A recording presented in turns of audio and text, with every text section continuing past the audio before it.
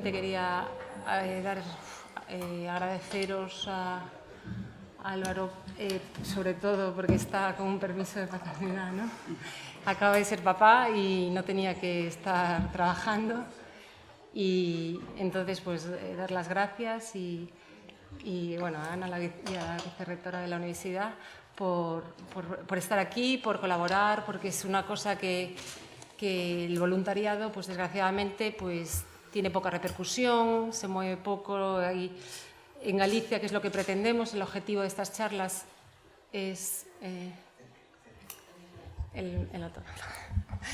El objetivo de estas charlas pues, es un poquito bueno, pues dar a conocer un poquito el voluntariado que estamos haciendo, pues gente gallega en el extranjero y también aquí, para animar a la gente que hace falta mucha ayuda. Y bueno, que hemos tenido el apoyo de las instituciones y en Lugo concretamente, y estamos muy contentos por eso, y simplemente dar las gracias, ¿no? Vais a ver unos testimonios, la gente que os quedéis, que estuvimos ahí en La Coruña y vamos, yo conozco a todos los ponentes, claro, son todos amigos y nadie se dedica a esto profesionalmente, a dar charlas, y de verdad que os vais a quedar alucinados porque yo no sabía de lo que iban a hablar, y es un subidón del compromiso que tienen, de todo lo que dan por ahí, y nada, y animaros a que cada uno de vosotros hagáis lo que podáis aquí o en el extranjero, donde sea, ¿no? Pero dar, que es sumar, ¿no? Bueno, un pouco es eso, nada máis. Hola, boa tarde a todas e a todos. Moitas grazas pola vosa presenza aquí. A esta hora temperá e, por tanto, digamos que se debe agradecer dobremente o esforzo de achegarvos ata aquí. Desde a perspectiva da Universidade de Santiago, do Campus Terra, do Campus de Lugo, desde a que me corresponde falar, evidentemente quero dar as grazas a esta ONG que hoxe se nos presenta, Escuela Santidi, por convidarnos a ser partícipes do seu traballo en India e tamén aquí. Tamén quero dar as gracias, evidentemente, ás institucións que me acompañan, que sempre imos da man en moitas actividades de voluntariado e de moitos outros tipos. Alégrame ver entre o público varias caras coñecidas do mundo universitario, da cidade, alumnos e persoas vinculadas á universidade, o que demostra o interese da institución polas actividades de voluntariado. A Universidade de Santiago ten, desde hai xa bastantes anos, un servizo de voluntariado. En Lugo temos unha técnica, Fátima Teixeiro, que logo vos explicará un pouco en que consiste a nosa actividade, unha actividade xa consolidada de voluntariado. Tal vez, vendo o título que decidistes para a conferencia, atreveríame a dicir que a universidade tende máis a asociarse ou a ligarse ao voluntariado local, é dicir, a participar con outras institucións. Tamén, por exemplo, co Sergas temos programas de voluntariado e con institucións que están sobre o terreo aquí a traballar en voluntariado local. Temos que dar o paso e estamos, digamos, en intención de dalo, por iso estamos aquí cara ao voluntariado internacional. O ano pasado tivemos, digamos, unha primeira achega a ese voluntariado internacional, pero tamén local, porque organizamos un programa de voluntariado para a acollida dos estudantes internacionais, os buddies, que lles chamamos, no Campus Terra, que é un poquinho un programa que está a medias entre o local e o internacional, pero, digamos que tamén queremos dar o paso cara ao internacional. E, ademais, estamos moi orgullosos como institución de que recoñecemos o voluntariado que fan os nosos alumnos, digamos, dunha maneira, se queredes, non sei se real, non lles pagamos, evidentemente, porque por iso son voluntarios, non se lles paga, pero si reciben créditos de libre configuración, créditos que lles axudan a completar a súa formación, porque consideramos que a transversalidade que lle chegan estes programas é fundamental no seu desenvolvemento tamén, digamos, profesional e humano. E, por tanto, estou moi contenta de que esteamos aquí como institución e de apoiar proxectos desta liña que nos permitan dar o salto do local, no que xa estamos, cara a outros ámbitos nos que tamén queremos estar. Moitas grazas. Tamén comezar dando as grazas, sobre todo, a esta asociación Santidi, por darnos a oportunidade, tanto na cidade de Lugo neste caso, como onte na cidade da Coruña, de poder compartir estas experiencias creo que vitales, tan importantes para toda a cidadanía. Agradecer tamén a todos os interesados e interesadas que hoxe, co día que está, o día que é, que tamén decía Carmen, a estas horas temperás, que é complicado participar, pero creo que é un tema de interese no que todos e todas debemos estar o máis implicados posibles. En este sentido, o Concello de Lugo, a Diputación, non nos podemos quedar atrás. É necesario que todas as administracións públicas compartan estes intereses en materia de desenvolvemento, en materia de cooperación, xa non só polo que enriquece a sociedade en sí, sino tamén porque persoalmente a todas aquelas persoas que tedes a sorte de participar nestos programas, de visitar outros países, de coñecer a realidade, que non é tan lonxana como nos parece, que estamos moi cerca, aínda que lonxe en kilómetros, pero que todos dependemos de uns dos outros e que é necesario seguir colaborando neste sentido. Eu creo que palabras como a concienciación, que é unha das prioridades que establece estas xornadas para conocer a realidade de outros lugares, a sensibilización da cidadanía, a cooperación a nivel seña local, nacional ou internacional, que son palabras que temos que empezar a incluir na nosa vida e, sobre todo, xa non só incluílas na súa semántica, sino practicalas, coa finalidade de conseguir a igualdade tan necesaria entre uns países e outros para que realmente todas e todos podamos vivir en esa igualdade tan desexada. Sin máis, porque o interesante é que compartades estas experiencias que persoeiros importantes na materia nos van a expresar agora, deixarvos con eso e agradecer a vosa presencia e agradecer, como non, a todas as entidades colaboradoras, á universidade e a todas aquelas entidades que participen e que nos permitan disfrutar desta experiencia en conxunto. Muchísimas gracias. Bueno, eu vou comezar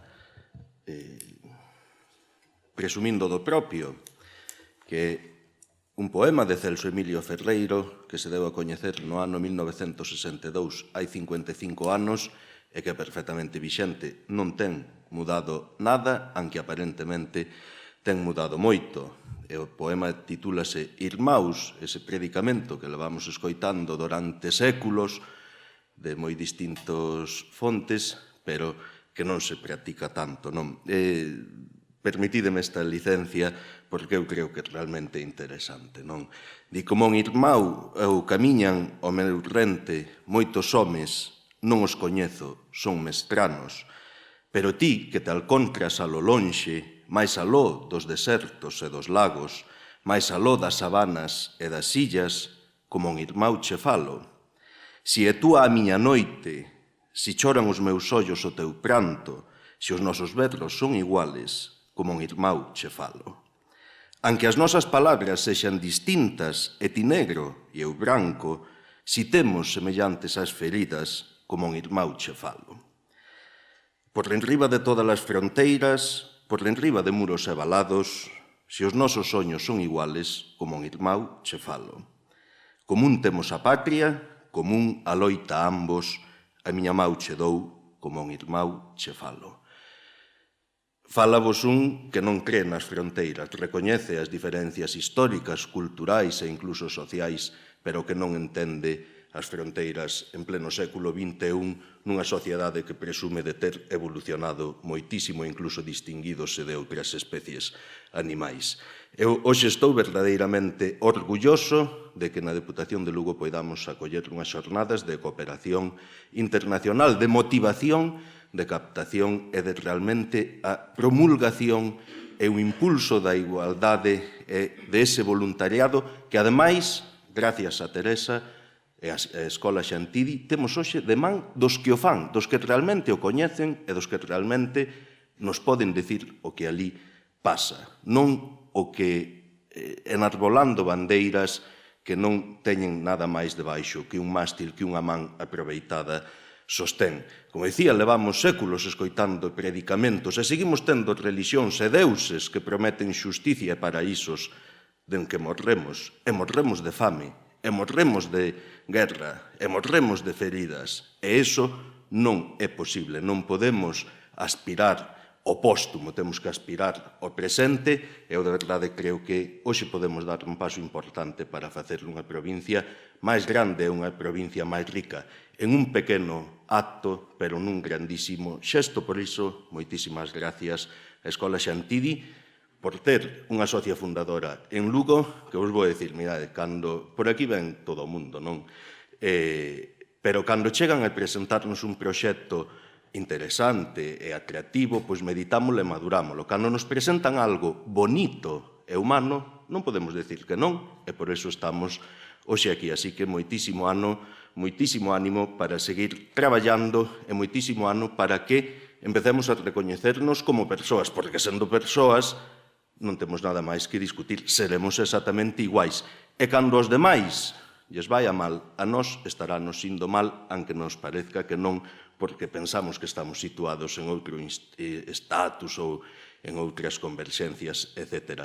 De verdade, a terra non nos pertence, o que nos dá tampouco nos pertence e debemos compartilo, porque gañando todos, gañamos nós tamén. Gañando nós na máis, corremos o risco de un día perdelo todo e ser pois deses que hoxe miramos con recelo ou torcemos a cara para non velos. Así que aproveitade esta tarde e o gallá teñamos que colaborar en facer moitísimas máis sesións e en levar adiante moitísimas máis iniciativas para colaborar coa India ou con quen o precise, porque son os nosos irmáns e nós tamén somos eles. Moitísimas gracias a todos por vir.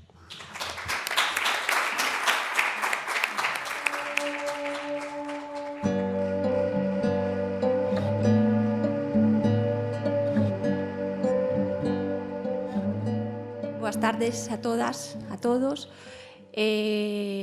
Como vos avanzaba Teresa, eu son Fátima Teixeiro, son a persoa encargada de coordinar o voluntariado no campus de Lugo da Universidade de Santiago de Compostela.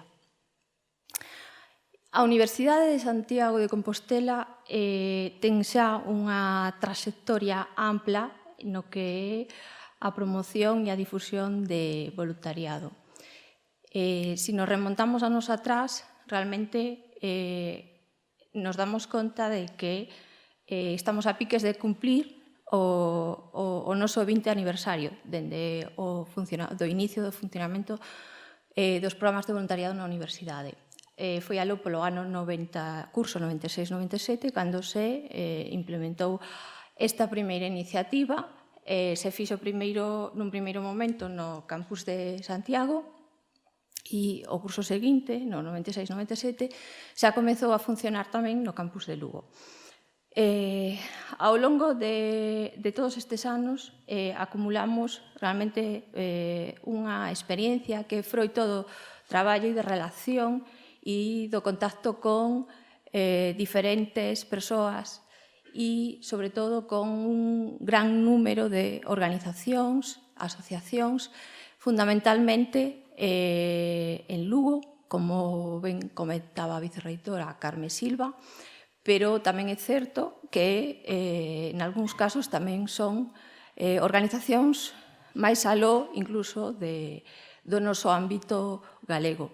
Sobre todo porque hai que ter en conta que hai unha importante porcentaxe de alumnado en algúns centros, en algúnas titulacións do campus de Lugo que son de fora de Galicia e que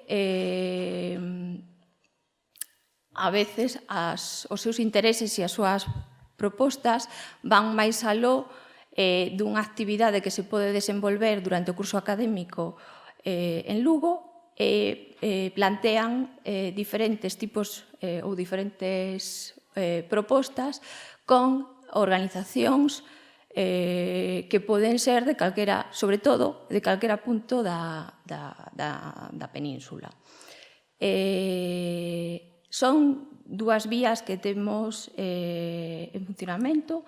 Por un lado, as actividades de voluntariado que se desenvolven ao longo do curso académico con organizacións locais e, por outro lado, propostas de organizacións concretas ou ben a través de voluntarios, alumnos voluntarios que queren continuar durante o período de vacacións realizando labores de voluntariado. Entón, as primeiras iniciativas que se levaron a cabo foron con organizacións do ámbito da protección e defensa dos animais. Por exemplo, creo recordar agora que o primeiro caso foi coa asociación AMUS en Badajoz, tamén coa Fundación Mona en Girona e con outras organizacións de ámbitos similares, porque son os primeiros intereses surdiron, como podedes imaginar, de alumnado que estudiaba a Facultade de Veterinaria.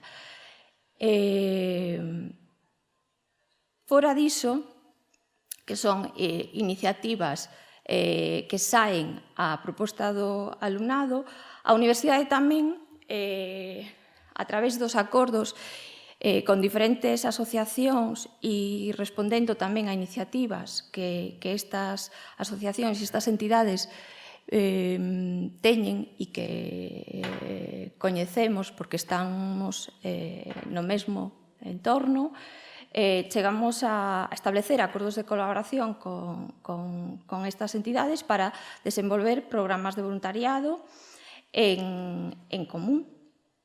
Así, o alumnado do Campus Terra pode participar durante todo o curso académico ou ben durante un semestre ou ben durante os dous en actividades de voluntariado que son actividades que teñen unhas características adaptadas ás necesidades e aos períodos académicos do propio alumnado. Son actividades que eles poden elexir libremente e que teñen habitualmente unha colaboración semanal de 2 horas, 2 a 3 horas. Hai períodos nos que a actividade é moito máis intensiva, que incluso pode superar esas 3 horas a semana, e logo hai outros períodos que, lóxicamente, por ser períodos de prácticas ou de realización de exámenes, o mellor, esa colaboración é menor. Pero isto está acordado previamente cos responsables de voluntariado das entidades e as actividades se realizan igualmente, pero con unha planificación ou con unha programación distinta. Como vos decía, isto comezou no ano 96, evidentemente, ao longo destes anos fomos aprendendo e mellorando todas aquelas iniciativas que nos parecían interesantes e todas aquelas propostas e as metodoloxías de traballo as fomos pulindo e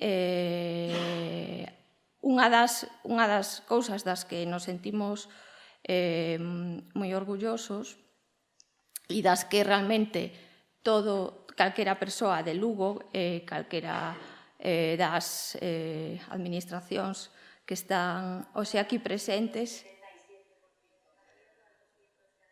nos pasa sempre a veces. Entonces, con esas, unha das cousas das que estamos moi orgullosos é, por exemplo, o traballo en rede, o traballo con diferentes organizacións.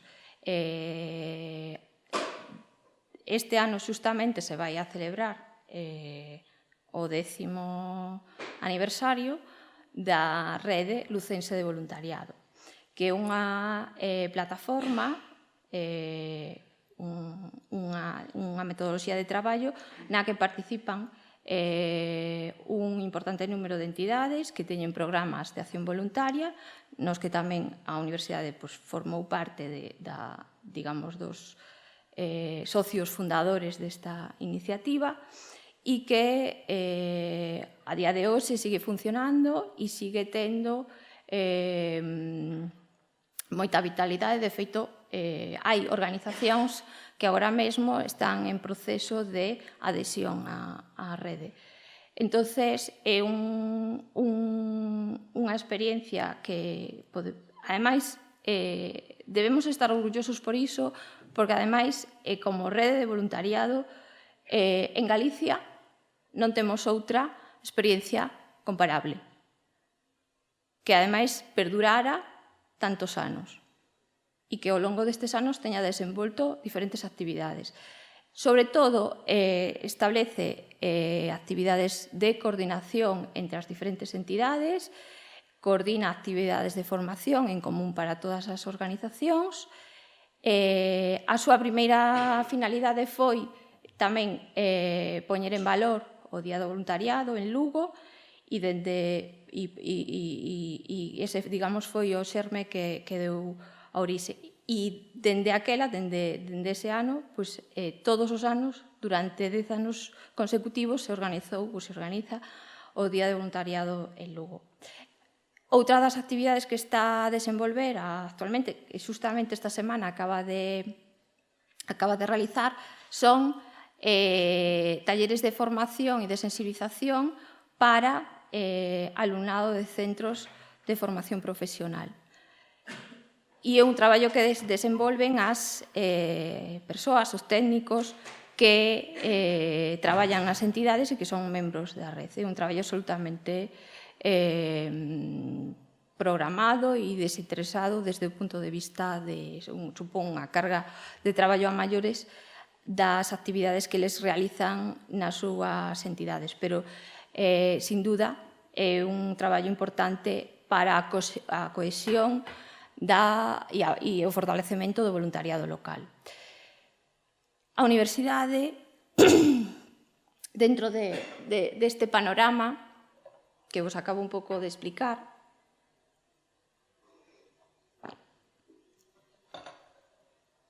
recolle na súa memoria de responsabilidade social, recolle diferentes aspectos nos que a Universidade está comprometida co seu entorno e co medio no que se desenvolve. Justamente seleccionei o apartado 5, que é o que recolle as actividades de extensión universitaria e de voluntariado.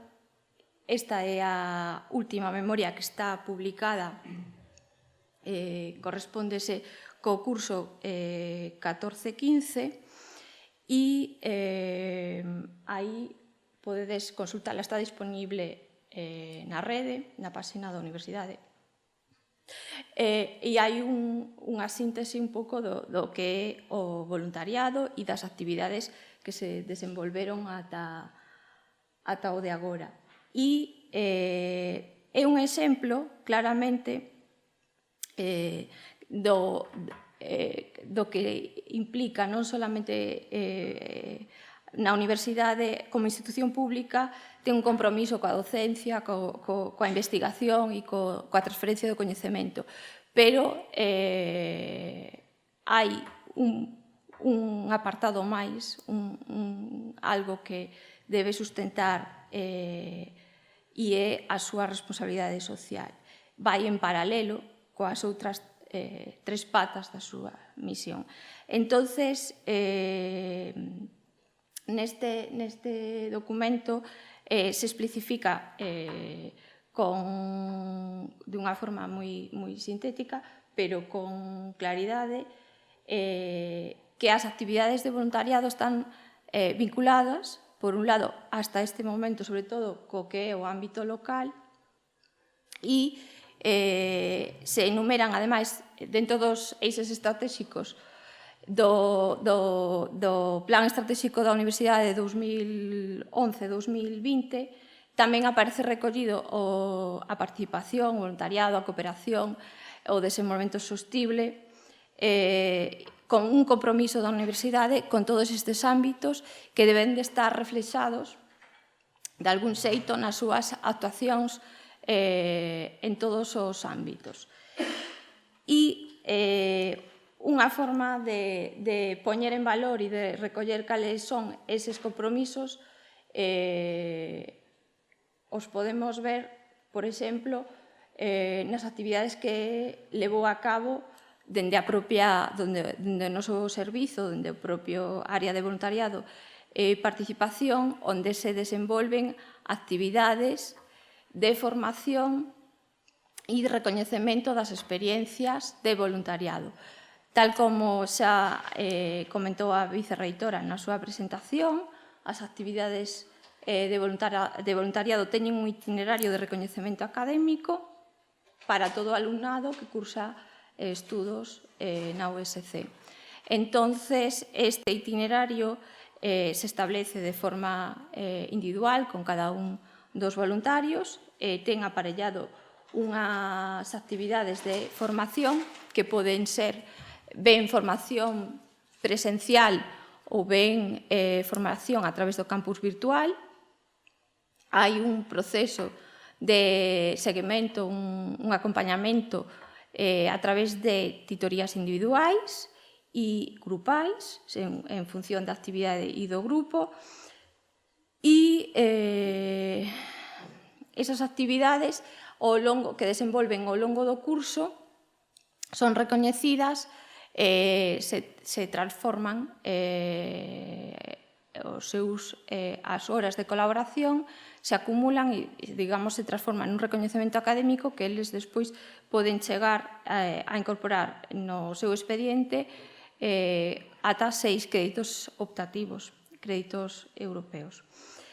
Estas iniciativas que a Universidade ven desenvolvendo xa dende o ano, se non recordo mal, 2007, iba a decir 2017 e non, 2017 estamos agora. Desde o ano 2007, que foi cando se aprobou o Real Decreto que permitía recoñecer as actividades académicas de voluntariado, as actividades culturais, as actividades deportivas e as de cooperación internacional. Esas actividades, desde o ano 2007, a Universidade ten un procedimento para recoñecelos no seu expediente.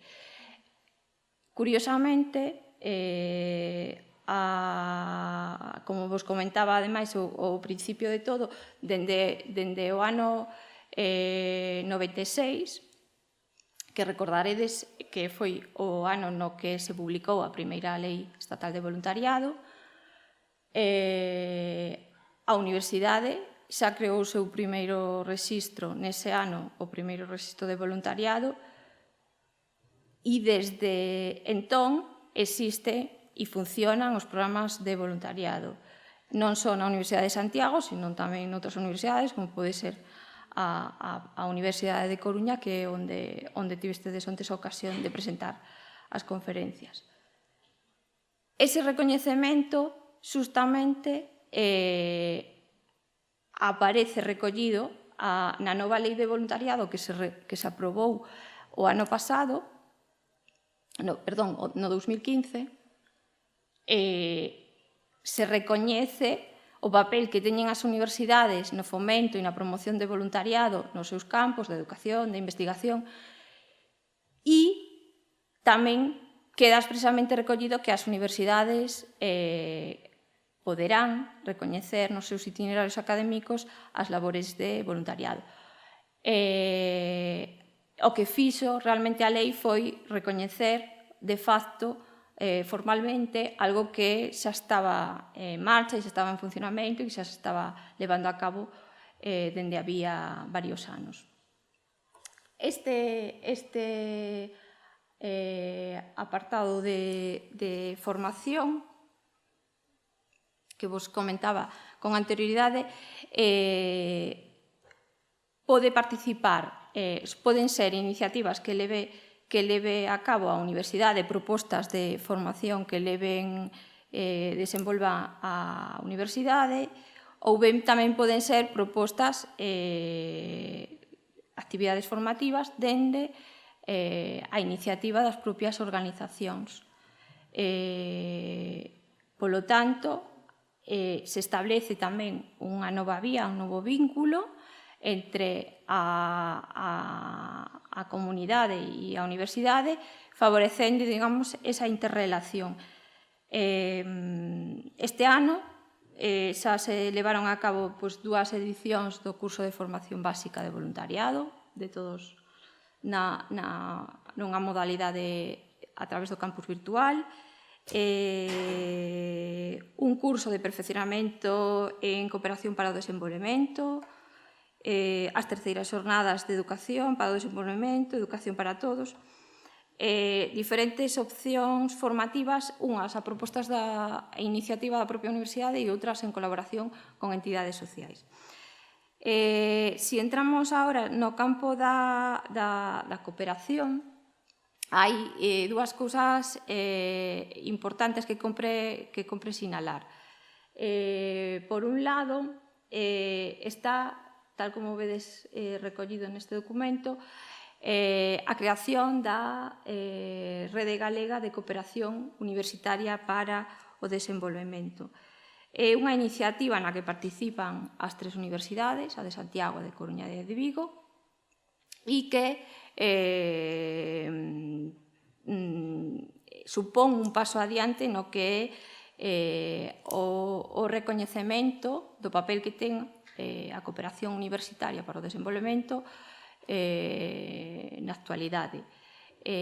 O que fixo esta rede ata o momento traía un exemplar, pero me quedou na bolsa. Editou materiais, unha guía de materiais sobre... Non importa. Logo, se queredes vela, vola enseño. Unha guía de materiais de interese para calquera persoa que queira coñecer máis ou adentrarse no mundo da cooperación e da educación para o desenvolvemento.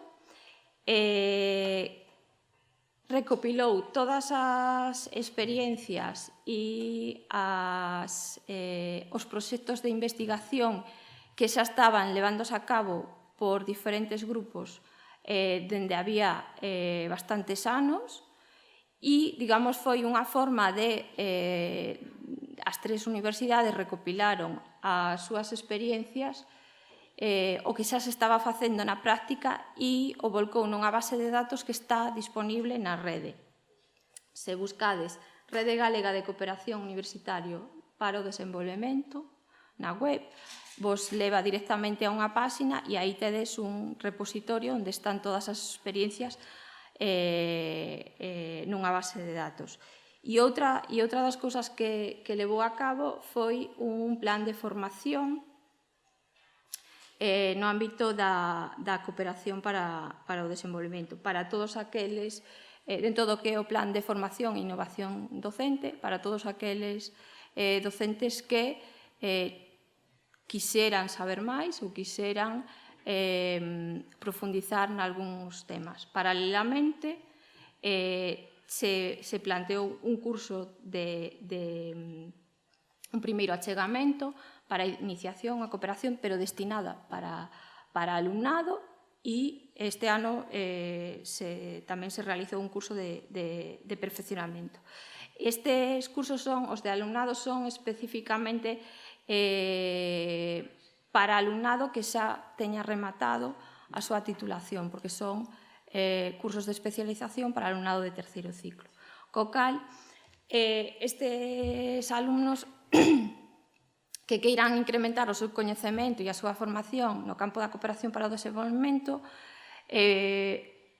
teñen, ademais, a posibilidade de participar na convocatoria de bolsas de coñecemento da realidade, que, polo que me puidestedes contar antes de comezar, tamén onte na Universidade de Coruña vos comentaron como era o seu funcionamento. Básicamente, é exactamente igual nas 3 universidades, son bolsas que se convocan que poden cubrir os gastos de desplazamento e a viaxe e o seguro e outra serie de pequenos gastos durante unha estadía nun proxecto de cooperación. Eses proxectos teñen que ter unha duración entre 30 e 90 días. 90 días é a súa duración máxima, pero calquera alumno con interés e con formación está destinado, sobre todo, a perfeccionar, a mellorar, digamos, o perfil profesional daqueles alumnos e alumnas que queiran participar ou, de algún xeito, vincularse ao tema da cooperación internacional. Actualmente a convocatoria está pechada, pero así como referencia para que teñades en conta, por se algún de vos interesa, se suele convocar a principios de ano e este ano, por exemplo, estivo aberta dende o 17 de xaneiro ata o 15 de marzo. Durante ese período, se non tes aínda decidido cal pode ser o teu proxecto ou o que queres, en que tema te interesa, tes un plazo máis ou menos prudente para poder buscar unha organización e poderte vincular a ela para que avale a túa candidatura á hora de presentarte ás bolsas de coñecemento da realidade.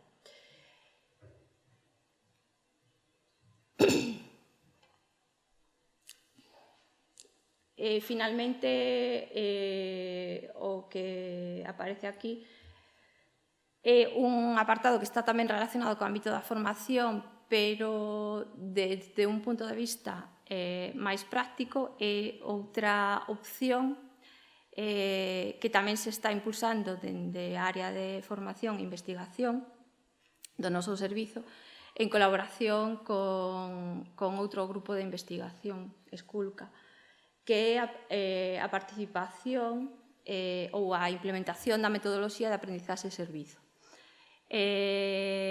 Aí o profesorado ten un papel moi activo, é o profesorado quen decide optar tras unha formación por esta metodoloxía e o que supón na práctica é que o alumnado que está matriculado nunha materia escolle de forma voluntaria realizar unha actividade, un servizo á comunidade en calquera dos ámbitos. Pode ser en calquera ámbito de voluntariado, desde a inclusión social, medio ambiente, ou cooperación, educación para o desenvolvemento, calquera dos ámbitos en función co contido da materia e co contido do proxecto.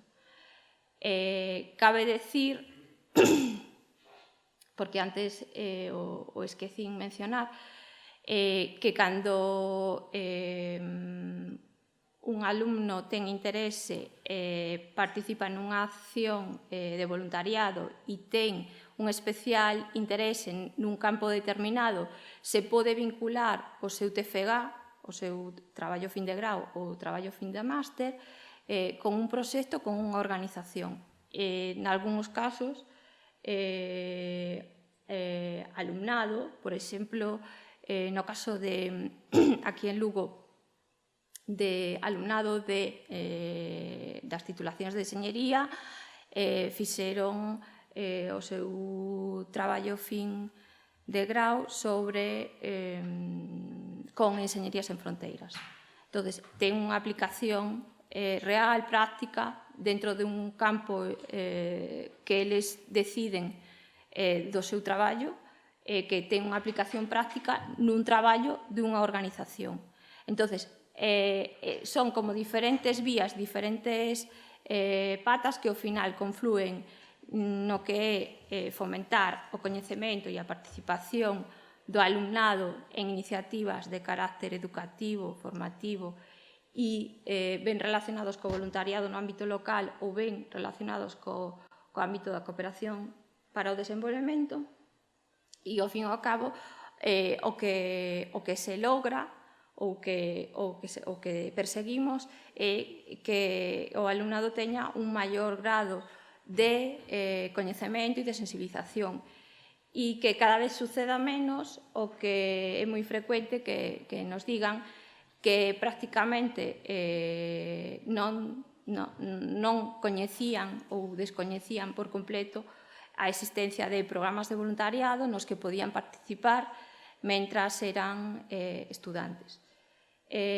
Facemos un esforzo considerable todos os anos realizando accións presenciais, jornadas nos centros en coordinación co profesorado para divulgar e para que o alumnado con independencia da súa disponibilidade en ese momento concreto contemple a posibilidade de, nun futuro a medio ou a longo prazo, de participar en accións voluntarias. E a verdade é que estamos moi contentos cos resultados e eso, porque vemos que ano a ano os resultados melloran. Aí vedes nesa liña un resumo do que a progresión dos programas de voluntariado que se desenvolveron ao longo destes anos, aí figura desde o ano 2004, 49 ata a actualidade. A última memoria publicada correspondese ao 15-16, na que se desenvolveron 98 programas en colaboración, enténdase. Hai algúns programas que son propios da universidade, como o que mencionaba Carme Silva, como pode ser o Buddy Program do Campus Terra, e hai unha inmensa maioría que son en colaboración con organizacións sociais. E isto, máis ou menos, son os datos de participación e de colaboración nestes 3 últimos períodos.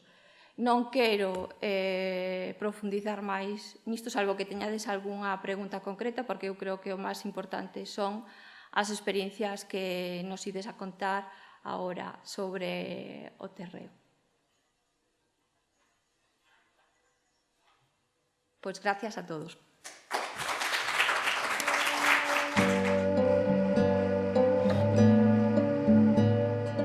Buenas tardes. En primer lugar, muchas gracias por la invitación a hacer estas charlas aquí en Lugo. Voy a presentarme. Me llamo Jordi, vengo de Tarragona. Estudié biología en la Facultad de Barcelona y también estudié maestro de primaria de inglés, y ahora tengo una excedencia de unos años e intentaré dedicar estos años para dar lo mejor que tengo de mí para hacerme voluntario y ayudar a la gente.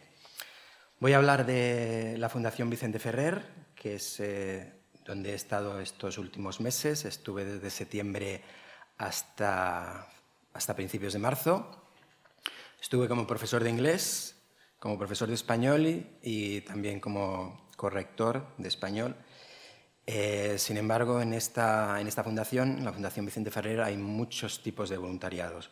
Aquí en la pantalla os pongo un ejemplo de lo que realmente se necesita, desde arquitecto hasta entrenador de fútbol, profesores de tenis, etc. Lo importante es tener ganas y algo de tiempo, porque aquí en esta fundación el mínimo tiempo exigido son de 3 meses al tiempo que quieras. Puede ser 6 meses, 1 año, 2 años, pero el mínimo tiempo que puedes estar de voluntario tienes que estar 3 meses.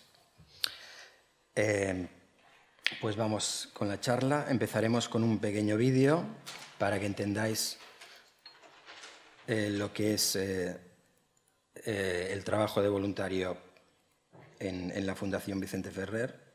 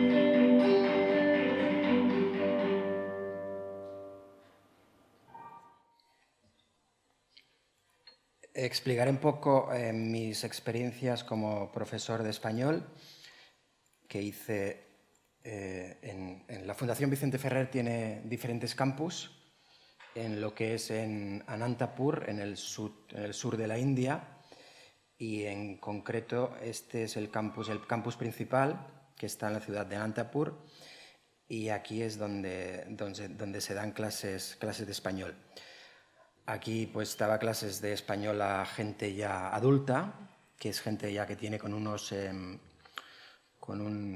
background ya muy importante, son gente realmente lista, tienen carreras, todos tienen carreras universitarias y estudian o han estudiado el español como una segunda o tercera lengua. Esto era la clase donde yo impartí clases de español. Impartí 3 grupos diferentes niveles, A1, A2 y B1. Vamos, aquí están mis 3 alumnos del nivel B1. Son gente muy responsables, como ya he dicho en otras charlas, son gentes que cumplen todo lo que pides, lo que les exiges y además quieren que les des caña. O sea, que prefieren profesores que estén comprometidos con ellos para poder estudiar. Cualquier cosa que les digas, cualquier cosa lo aprecian. Este era otro grupo, nivel B2. Todos estos, como he dicho, son traductores. Ellos trabajan en lo que es la oficina de apadrinamiento. La oficina de apadrinamiento es donde se reciben todas las cartas de los niños que viven en las aldeas, que están apadrinados por gente española. Estos niños escriben unas cartas en telugu, en el idioma local de esta zona de Anantapur, y estas personas en total son unas 120 traductores, son los que traducen esas cartas del telugu al español. Y estos eran, alumnos que solo hace 2 años que están aprendiendo español y se les da unas clases de refuerzo para poder escribir unas cartas más correctas. Fue cuando me despedí el último día y me regalaron esta camisa como regalo. Y aquí es cuando me la puse. Vale, vamos a ver la parte el otro voluntariado que hice de clases de inglés en otro campus, en el campus de Bucaraya, que es otra escuela profesional, pero en este caso solo es de chicas. Iba en bicicleta. Esta es una alumna mía. Estas fueron mis alumnas. La mayoría, las 10 alumnas que tuve son discapacitadas. Todas tienen problemas físicos. A veces son problemas en las partes superiores, a veces en las piernas. Pero incluso teniendo esta discapacidad son personas muy alegres, muy positivas, y lo que he dicho, que siempre están muy dispuestas a ayudarte y a hacer todo el trabajo que les pidas. La razón por qué puse este folio, porque les dije que por favor me pusieran este folio con su nombre, es para aprenderme, porque a mí me resultó muy difícil aprender estos nombres tan diferentes a lo que estoy yo acostumbrado. Por ejemplo, esta niña se llamaba Vidya, esta Uma, esta es Mangala, Amaravatri, Eraka, Savitri, y así están ellas con el típico Punjabi. Vamos a ver, vamos por aquí. Este soy yo. Aquí me compré un móvil nuevo, mi madre me lo regaló por Navidad. Los indios, te dejas el móvil y enseguida se lo hacen suyo.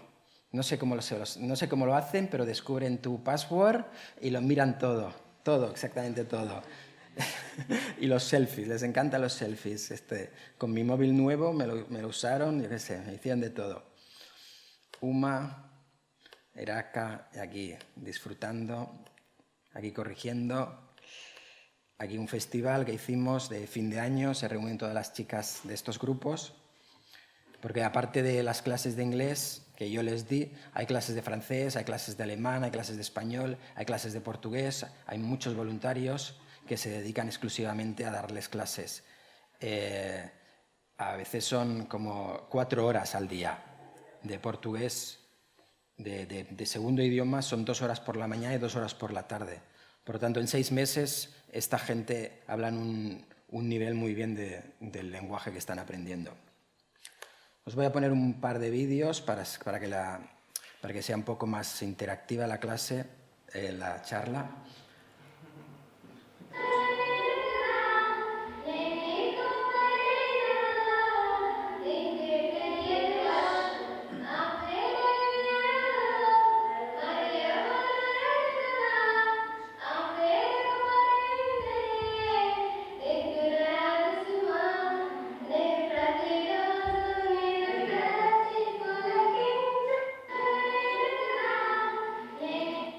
Les encanta lo que es el tema de actuar, bailar, exhibirse en público, les encanta. Así como nosotros somos más tímidos, lo que son los indios, tanto chicas como chicos les encanta.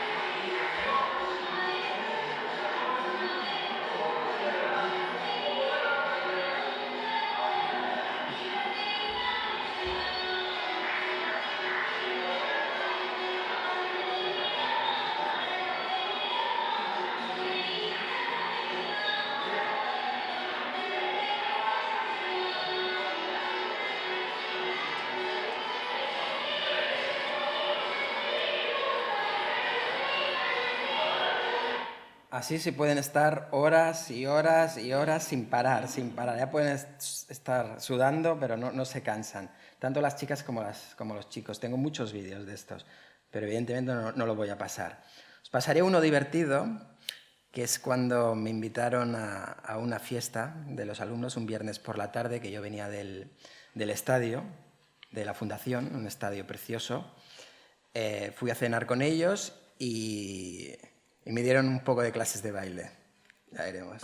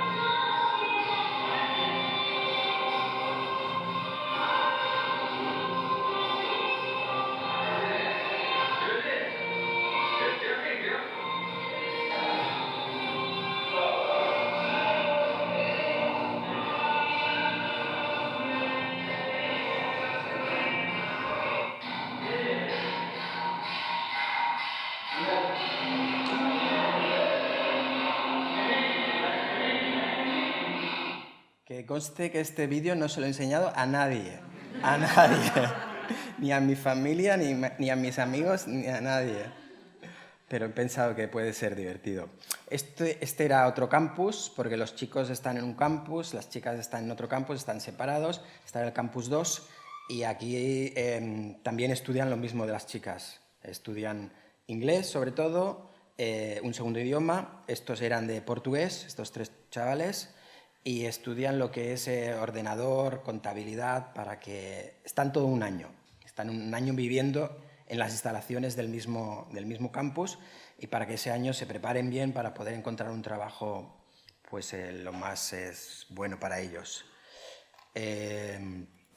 Ya para acabar, os voy a poner un vídeo que hice, es como 8 minutos, os lo iré explicando un poco a poco, pero son como cuando tú vas a la India, haces fotos de todo, muchísimas fotos. Aquí hay muchas fotos, pero sobre todo hay fotos de voluntarios, de mis compañeros, para que se entienda la importante labor que el voluntario ofrece a la gente local. Porque Anantapur es una ciudad, o es un distrito muy pobre, y gracias a los voluntarios, gracias a la Fundación Vicente Ferrer, ha podido progresar. Y la gente local lo sabe. Tú cuando estás paseando por cualquier sitio de Anantapur, por las calles, la gente te viene, te da mucho cariño, enseguida quiere hacerse selfies, te está mostrando un amor que aquí en España se ha perdido. Por eso es lo que ata tanto cuando tú vas a la India. Al menos en mi caso, es ese sentimiento de cariño. En cualquier caso, yo lo he intentado reflejar en este vídeo que hice con mis compañeros de voluntarios, y también lo que es mis sentimientos hacia India. Vamos a empezar un poco.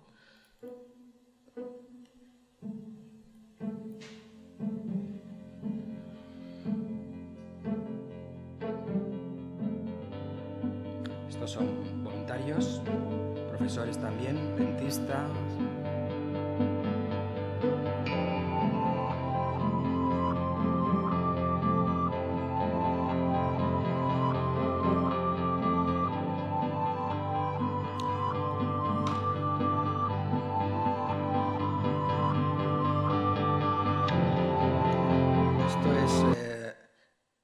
Se llama la flor de plumeria.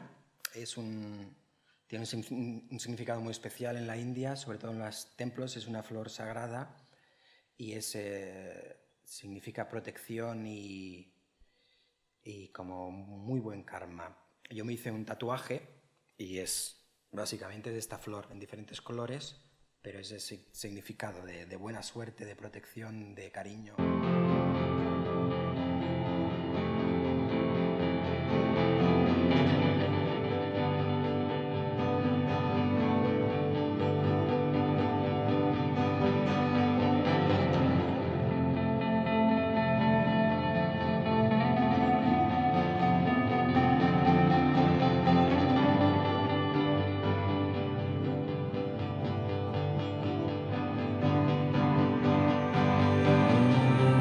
Just a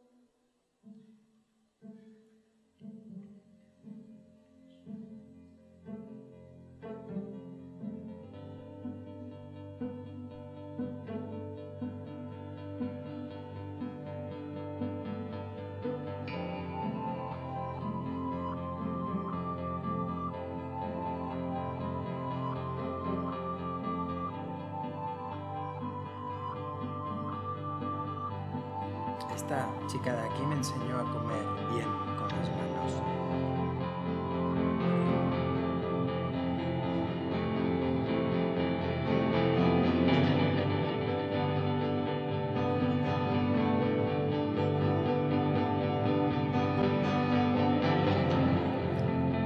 Y este señor de aquí tiene una tiendecita al lado de la fundación y que vende de todo.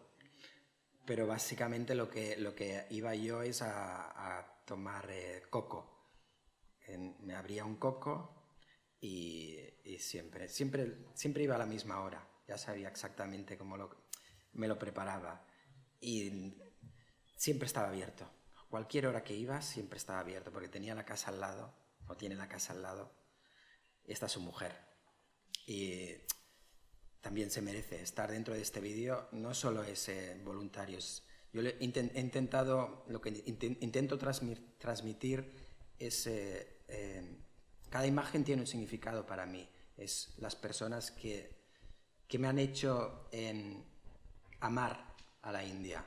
Supongo que las personas que hacen voluntarios en otros lugares se encuentran a multitud de personas, pero hay personas especiales que se merecen un respeto.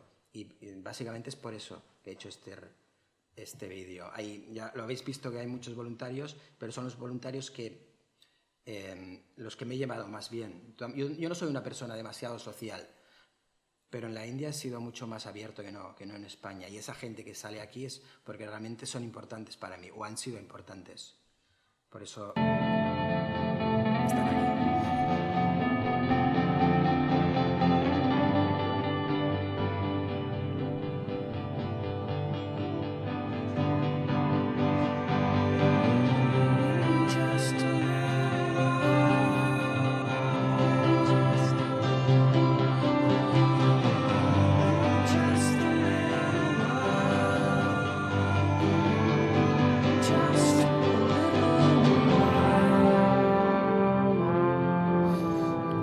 Aquí hay una traumatóloga, una maestra de inglés, hay una arquitecta, hay otra maestra de inglés. Es decir, que el voluntariado es muy amplio.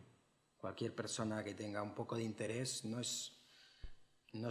hace falta mucha experiencia, es realmente interés y muchas ganas de ayudar a la gente necesitada o a la gente que quieras. Puedes hacerlo.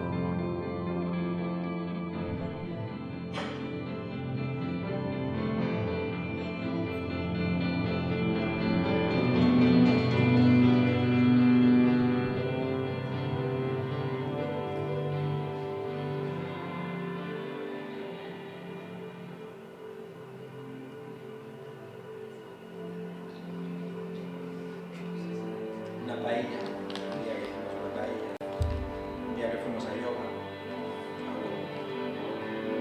una montaña que he perdido.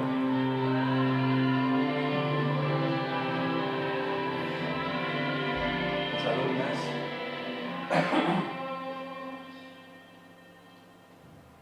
Pero eso no se llama en español.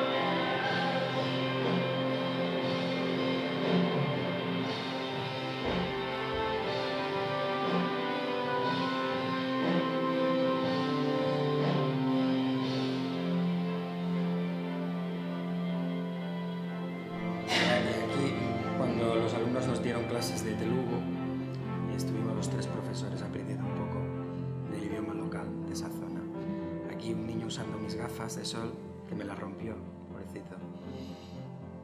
Y este señor en las calles de Anantapur.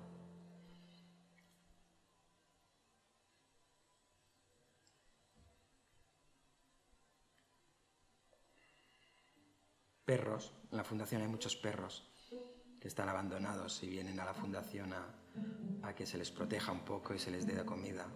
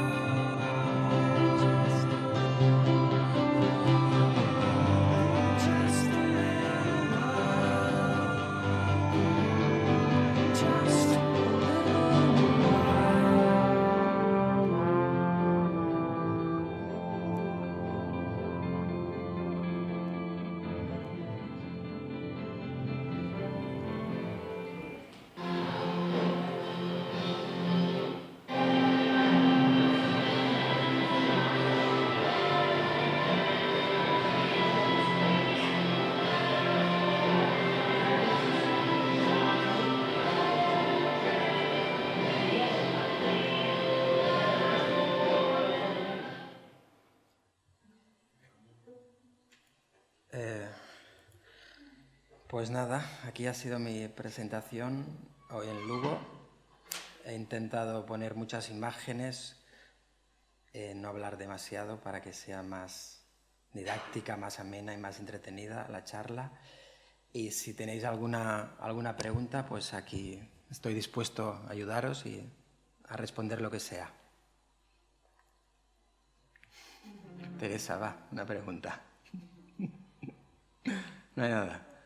Vale, pues muchísimas gracias por vuestra atención y animaros, por favor, para hacer el voluntariado.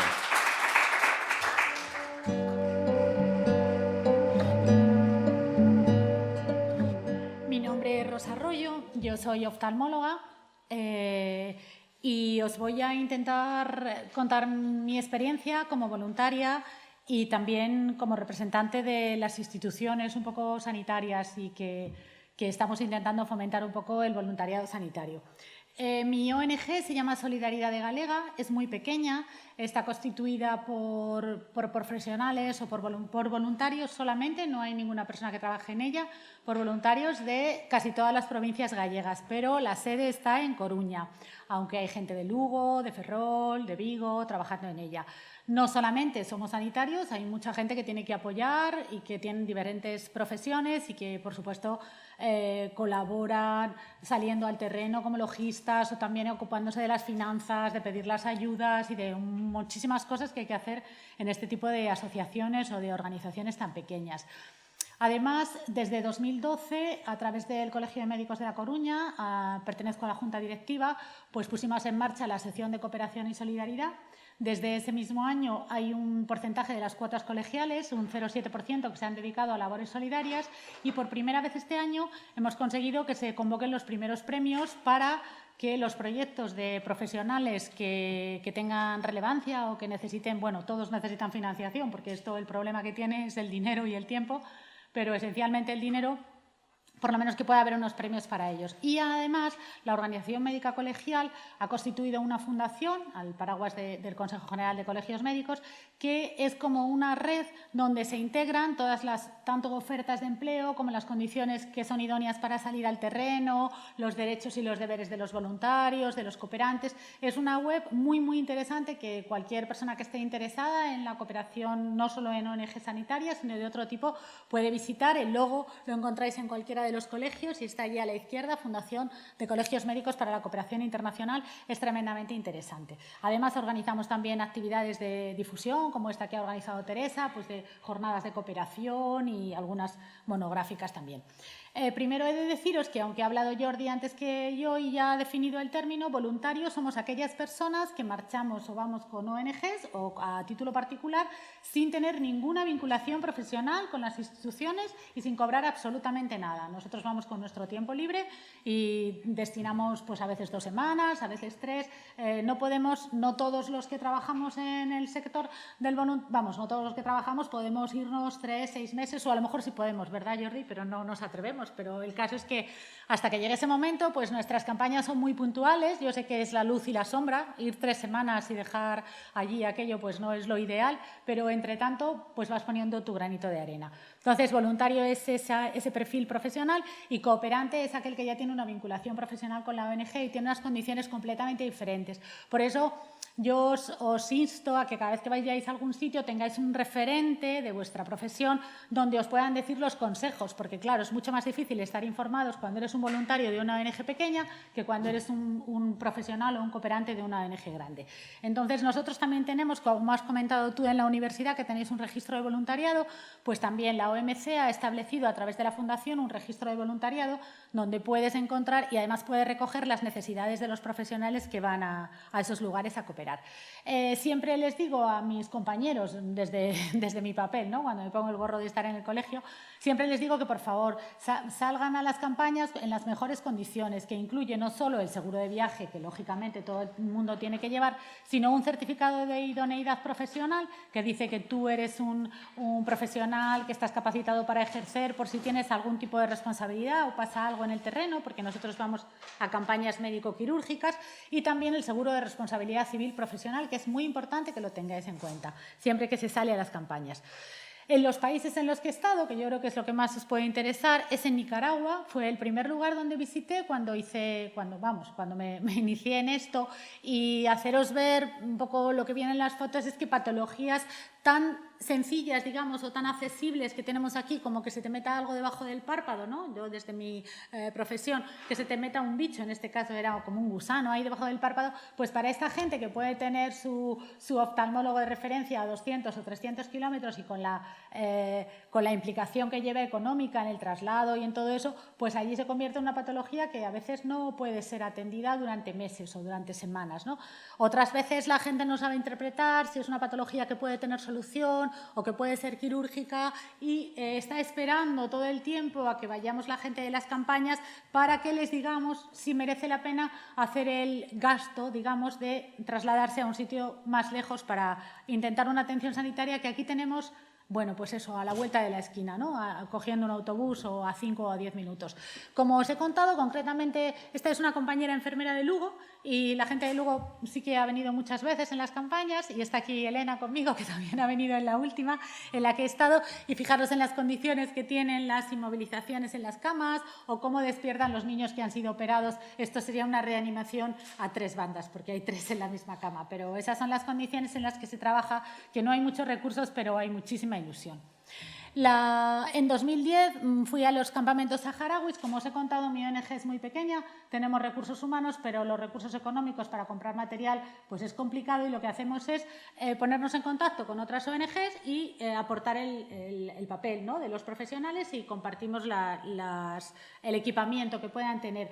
Allí en el Sáhara, ellos la única asistencia que tienen es exclusivamente de voluntarios. También hay médicos cubanos, pero los médicos españoles sí que se trasladan mucho, y ahora cada vez más traen a sus profesionales para poder especializarse aquí, pero difícilmente se quedan sobre el terreno. De hecho, con la ONG que yo había ido, habían formado un oftalmólogo y no pudo estar allí cuando estuvimos en la campaña porque intentan salir de esta situación que, como veis, tú me has dicho que has estado, ¿no?, en los campamentos. Has estado, pues esta es una de las fotos de los campamentos, es así todo. Después de volar a Tinduf, tienes que coger un transporte hasta Rabuni, que es la capital administrativa y donde está el hospital, ahí es donde operábamos, pero nos desplazábamos a casi todas las wilayas, ¿se dice?, a casi todas las wilayas. La más lejana era la de Dagla y allí intentábamos pues llegar a la gente, preguntarles qué necesitaban, hacerles exploraciones y ocasionalmente, si hay alguna patología que no se puede atender allí, hay otras ONGs específicas que traen a esos pacientes a intervenir a los hospitales públicos o a los hospitales privados. Este es el aspecto. El hospital parece una casa porque realmente está todo el mundo allí, no solo el paciente, está la familia, comen encima de la cama, duermen en el suelo al lado de los pacientes, que luego eso mismo lo vi en la India, era el aspecto que tenía, y todos juntos, claro, muy pegaditos, no como aquí, o sea, todo va muy junto. Esto es lo que siempre comento, para los que habéis estado en un quirófano, pues tanto si habéis sido pacientes como si habéis sido profesionales, hay una característica en aquella fotografía y es que normalmente no operas a 2 pacientes a la vez, pero esto sí es una constante porque para optimizar los recursos a las zonas donde vamos, que son zonas rurales con muy difícil acceso y tal, pues casi siempre trabajamos a 2 camillas, ¿no? Entonces el personal auxiliar sirve para las 2, hablamos entre nosotros, bueno, es muy animado y es la única manera de sacar adelante el trabajo en tan corto periodo de tiempo. Los colores de la gente es algo que te impresiona mucho y en todos los sitios, porque fijaros, esto es el Sáhara, ¿no? Y la verdad es que tienen un colorido especial y así luego se repite en África, se repite en la India, todo es así.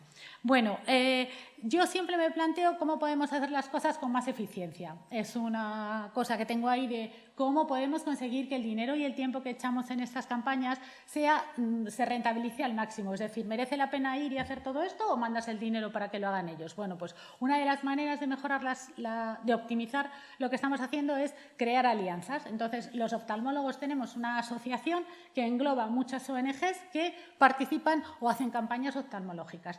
De esta manera, 3 asociaciones, 3 ONGs, la mía, Solidaridad Galega, Azul en Acción y Médicos Mundi Castilla-La Mancha, nos juntamos todos a través de esta plataforma de poder ver y nos fuimos a Midnapore, que era un hospital a 200 y pico kilómetros de Calcuta. Os digo la distancia, pero realmente luego el tiempo no tiene nada que ver con esto. Claro, 200 kilómetros no son por autovía, ¿no? Entonces, esta fue mi primera vez que visitaba la India.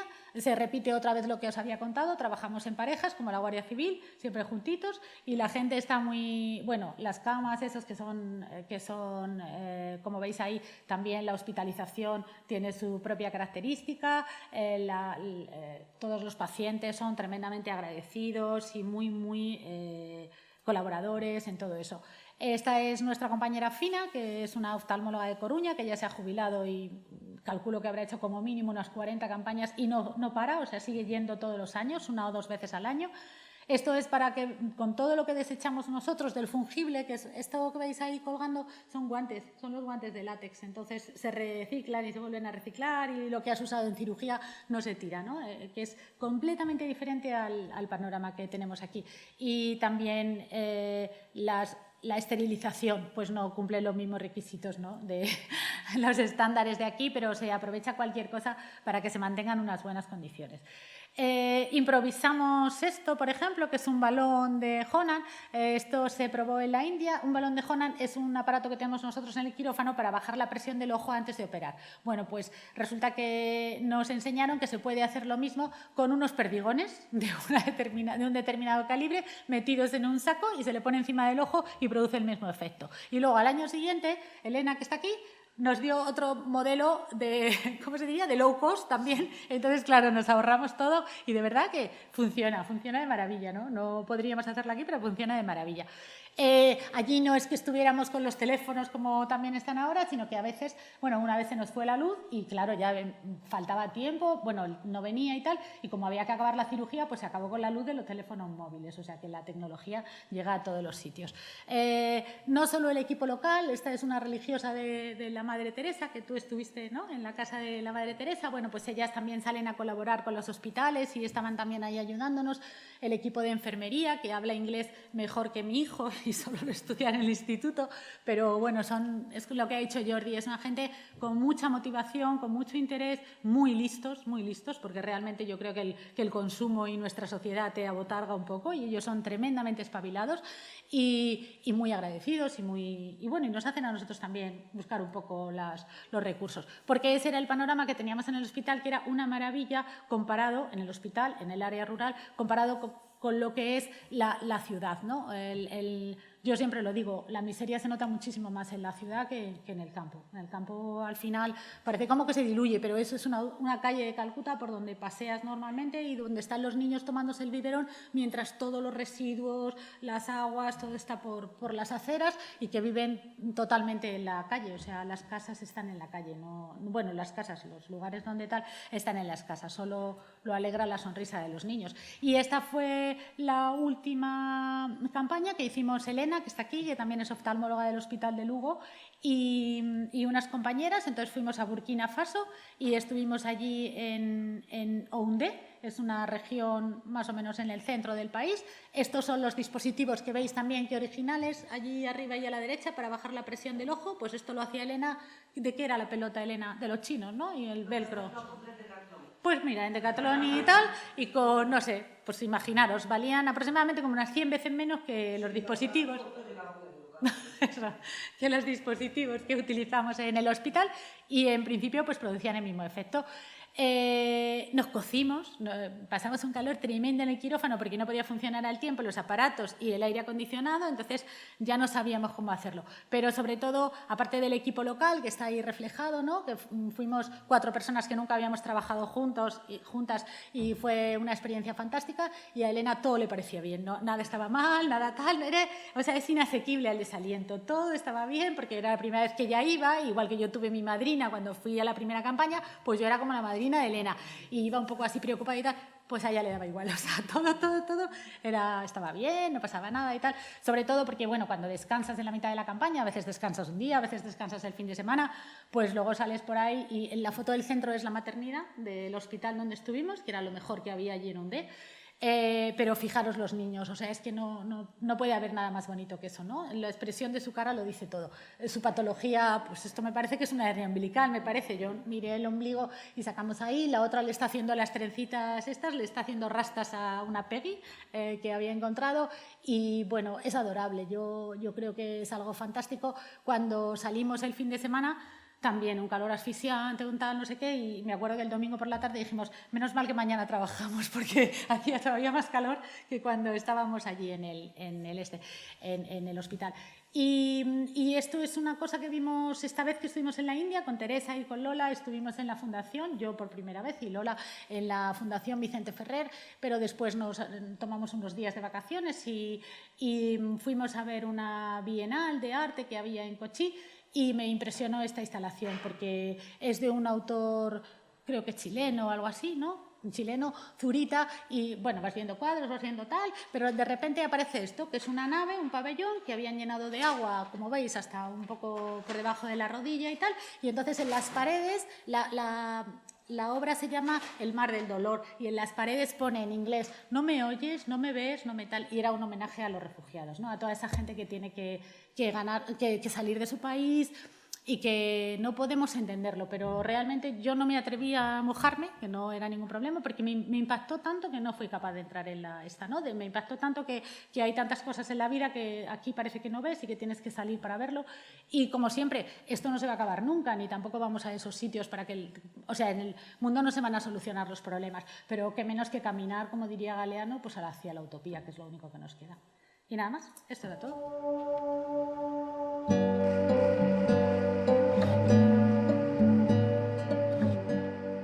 Buenas tardes, soy Pedro Juiz, soy otorrino y soy miembro de la ONG Cirujanos del Mundo, que precisamente es una ONG de aquí de Lugo. Entonces yo voy a contar un poquito la experiencia de nuestra ONG, que si la anterior era pequeña, la nuestra es pequeñísima. En total somos seis miembros. Bien, cuando la gente decide hacerse cooperante o solidaria. Normalmente lo que se suele apuntar a las grandes ONGs, pero también se puede realizar esa labor con iniciativas personales, como es en el caso de nuestra ONG. Nosotros éramos un grupo de 5 o 6 amigos y que teníamos unas inquietudes y decidimos realizar nuestra labor en África, en concreto en Uganda. Inicialmente necesitas unos medios, dices, ¿cómo hacemos? Pues aportábamos dinero nosotros mismos, y luego organizábamos eventos, realizamos películas, algunas ganaron algún premio, y luego teníamos apoyo de algunas instituciones como la Diputación de Lugo, Iberia, que nos transportaba material pasándonos de kilos un montón, el propio Sergas, que nos ofrecía material, y luego de donaciones privadas. Como decía, decidimos realizar nuestra labor en África, en concreto Uganda. Uganda es el país que decían Churchill y Hemingway que era el país más bello de la Tierra, el país de los grandes lagos, que da origen al río Nilo. Y efectivamente es el más bonito de la Tierra, o si no, de los más bonitos, como podemos ver en estas diapositivas. Estos son los campos de té. Es un paraíso natural, la fauna. Aquí uno se relaja, disfruta. Los gorilas es uno de los últimos reductos de gorilas de la Tierra. Este es un mercado, todavía tienen una economía de yo te doy esto, tú me das lo otro. Es un mercado de intercambio. Pero bien, en Uganda, a pesar de ser un país muy bonito, allá por los años 70, con los dictadores Idi Amin y Milton Obote, se llegó a una ruina económica total. Luego apareció el SIDA, que creció de una forma exagerada, llevándose la vida de un montón de millones de personas. Ahora tienen una democracia, entre comillas, y disponen de un sistema sanitario público en el cual no hay médicos, no hay medicinas, no hay medios. En esta diapositiva podemos ver a un colega nuestro, el doctor Juventín Ekoku, que era el único cirujano maxilofacial que existía para una población de 50 millones de habitantes. Por cierto, que se murió hace 2 o 3 años de una forma inesperada. Un infarto en África es difícil, pero él lo tuvo. Bien, nosotros para realizar nuestra labor en África lo que hicimos fue integrarnos dentro de las instituciones del propio país. Llegamos a colegiarnos y realizábamos nuestra labor en 2 hospitales. Hospitales de Mengo, que es un hospital privado de una fundación, y el Hospital de Mulago, que digamos es el hospital general. En el Hospital de Mengo desarrollamos un proyecto que era el proyecto de los niños de África, dedicándonos fundamentalmente a las intervenciones de labios leporinos, fisuras palatinas, anquilosis de la articulación temporomandibular, que los niños no pueden abrir la boca y pueden morirse de inanición, y tumores. En el Hospital de Mengo conocimos al prestigioso doctor italiano, el doctor Fulvio Franceschi, que era el jefe de ortopedia infantil y que nos cedió sus quirófanos y personal para permitirnos realizar nuestras intervenciones. Bueno, como decía, desarrollamos un proyecto de los niños de África con muchísimas intervenciones, cientos de intervenciones de labios leporinos, las anquilosis que no te permiten abrir la boca y tumores que en África pueden alcanzar cosas que aquí es inimaginable, ¿no? Este niño con este tumor a lo bestia. Bueno, esto ya es... Bien. Eso sería impensable aquí, ¿no? Que pudiera llegar a ese grado del tumor. Además de en el Hospital de Mengo y de los proyectos de los niños de África, también ayudamos a desarrollar en el Hospital de Mulago el servicio de cirugía oral y maxilofacial, que, como decía, es para 50 millones de habitantes que tiene Uganda e incluso de países limítrofes. Este es el Hospital de Mulago. Aquí parte de los miembros de la ONG. Uno lo conoceréis algunos, que es de Lugo, el doctor Mendoza. Y las imágenes que veíamos en la charla anterior de los hospitales, de cómo eran las habitaciones y tal, bueno, yo creo que era un poquito más bonita que esta. Aquí la gente también come. Hay una cosa curiosa, en los servicios de pediatría tienen unas cunas muy altas para que la familia cocina y come debajo de la cuna. Bien, aquí realizábamos todo tipo de intervenciones, patología traumática como esta, tumores, pero también desarrollábamos una labor de formación y de enseñanza de los propios nativos. Estos miembros de la ONG. Ahí hay un hematólogo infiltrado. Bueno, aquí realizando las intervenciones en el hospital y, como veis, había un montón de gente que, bueno, nos dedicábamos a intentar formación de los propios médicos nativos. Otra sala del hospital. Luego, cuando vemos aquí que la gente protesta porque están en una habitación de 2 o que el de al lado ronca o tal, bueno, te sorprende un poco, ¿no? En el año 2002 conocimos a la hermana Gertrude, que es una religiosa, que era la directora del orfelinato de Cheshire, que era el centro de recuperación de ortopedia infantil. Pero ella tenía contacto con muchas ONGs y recogían niños con todo tipo de carencias de la zona rural. Entonces ella se encargaba de traer niños de esas áreas para que fuesen intervenidos. Pero, lógicamente, a veces nos encontrábamos con casos que no se podían solucionar con los medios de que disponíamos allí. Y entonces, en algunas ocasiones, tuvimos que trasladar niños de Uganda y los traíamos a Lugo, y contando con la ayuda de Sergas y de algunas otras instituciones, pues realizábamos las intervenciones aquí. Incluso alguno pues, tuvo que ir a la unidad de cirugía cardíaca de La Coruña. Trasladábamos a los niños y los niños vivían aquí largas temporadas y para ello contábamos con la ayuda de vivían con las monjitas, las hijas de la caridad. Había muchas familias que los apadrinaban y que se encargaban también de su educación, con lo cual, al mismo tiempo que una labor médica, hacíamos una labor afectivo-social.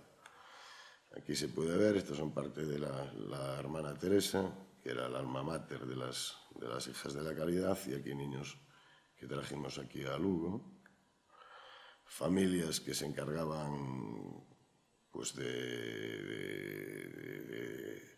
llevarlos a su casa y además se encargan, todos estos niños que vinieron aquí están estudiando y están sostenidos por las familias con las que convivieron en Lugo. Independientemente, toda esta gente se organizó y continúan con proyectos en Uganda, como hacer pozos de agua, porque tenían que ir kilómetros a buscar agua. Bueno, cuando tengáis un rato libre podéis ir a comprar un reloj aquí a Ecomando, que vende Rolex. Este es un colega que encontramos allí, pero era muy sabio, sabía muchísimo de plantas y luego le preguntabas y decías, y cuando tienes un problema, lo mando al médico. Vale. Y, lógicamente, cuando estás por ahí adelante, pues de vez en cuando tienes que darte un gustazo y pues te vas a ver a los gorilas o disfrutar un poquito del resto. Y esto es todo.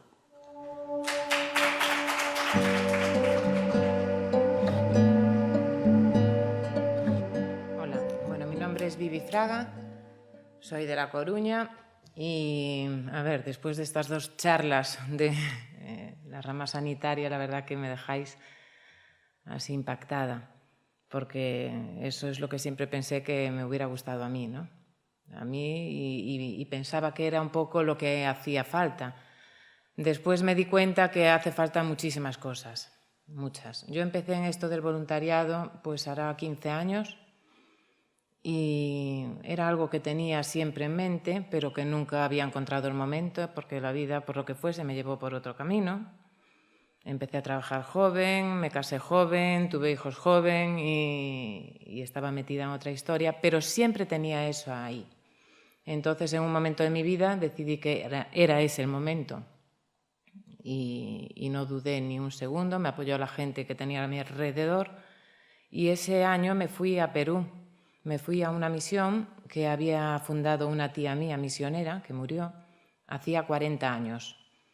Era una misión en el Amazonas, allí de aguarunas indígenas, y en principio era una misión pequeñita y ahora ya tenía 300 niñas y 150 niños.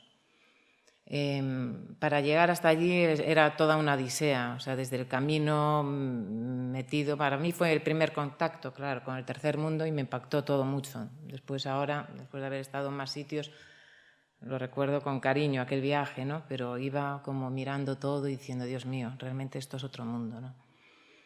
Y esa experiencia pues te marca, la primera experiencia te marca, pasé allí todo un mes y conviví con las misioneras, eran 4 personas mayores, de edad 70 y tantos años, aprendí muchísimo de ellas, o sea, es una lección de humildad y que, bueno, yo creo que a todos, todo el mundo debería pasar por eso. Es gente que entrega su vida, que la ves en paz, tranquila y después con una fuerza extraordinaria, que no sé de dónde la sacan, una fuerza increíble.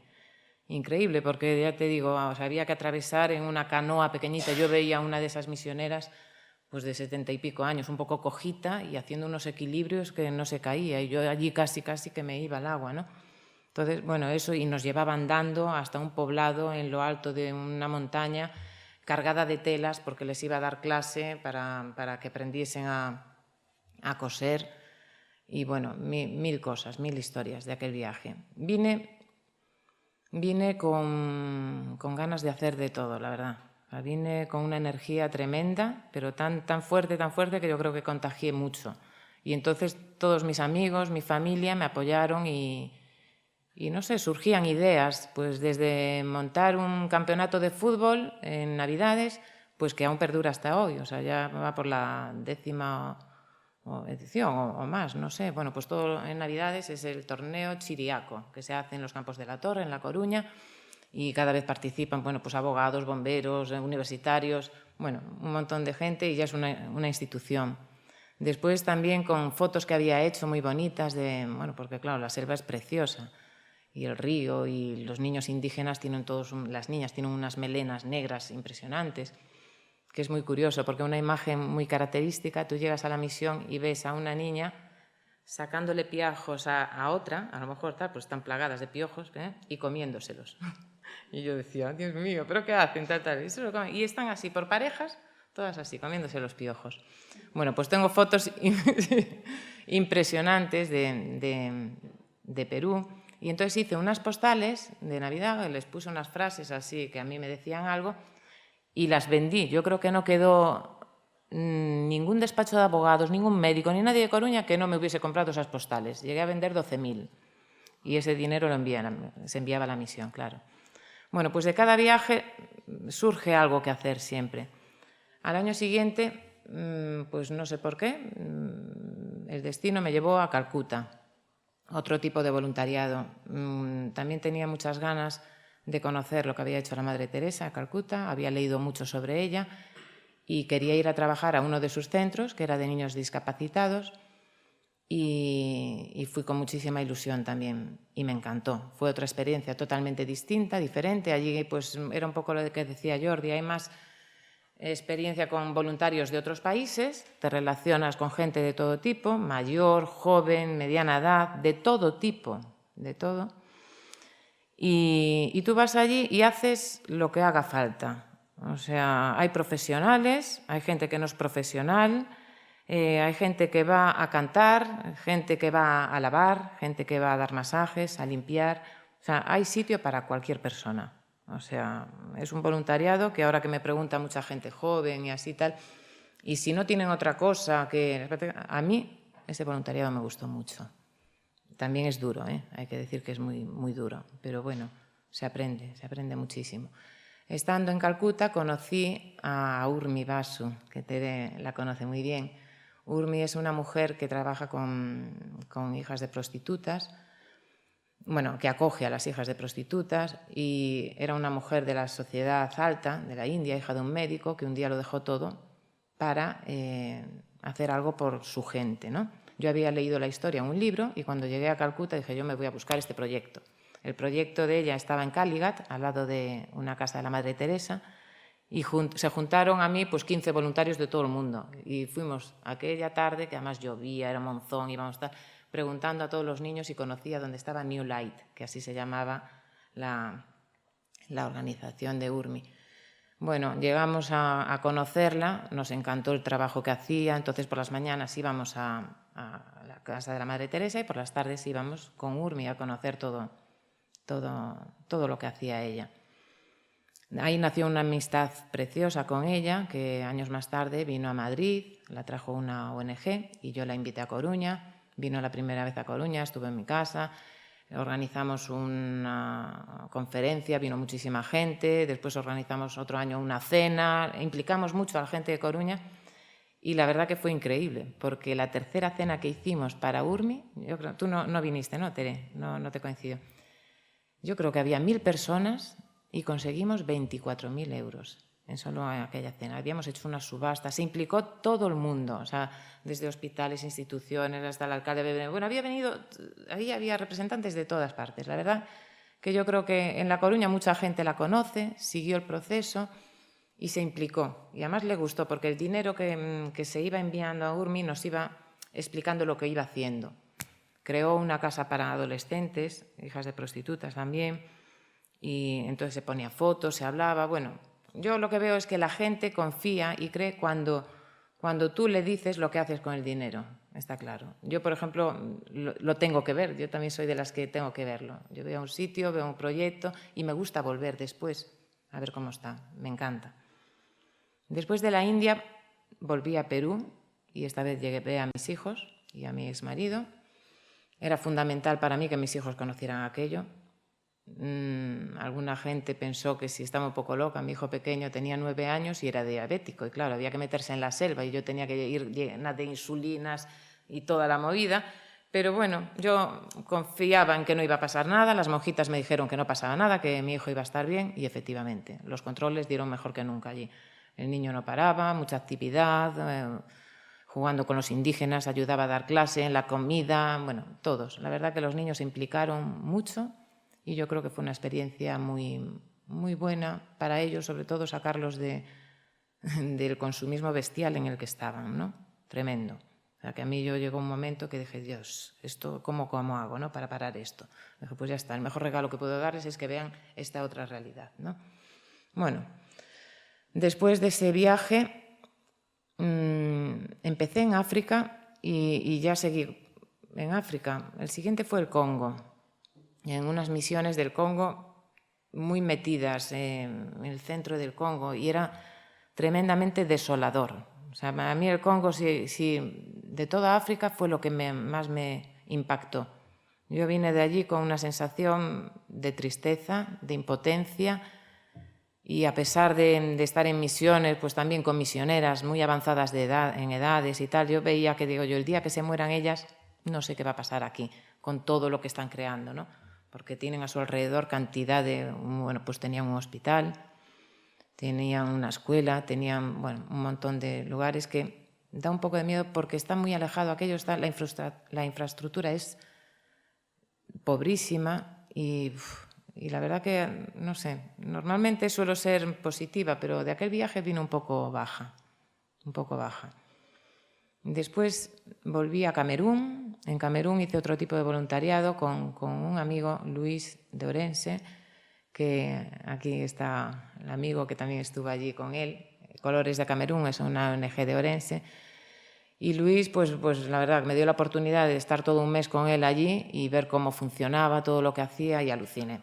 Aluciné, me encantó y aprendes un montón. La verdad que aprendí muchísimo. De allí me contagió pues otra vez muchísima energía. Llegué aquí, me puse a hacer un montón de cosas, todo lo que se podía hacer para conseguir algo de dinero y que todo siguiese adelante y contárselo a la gente, que se implicase cada vez más gente.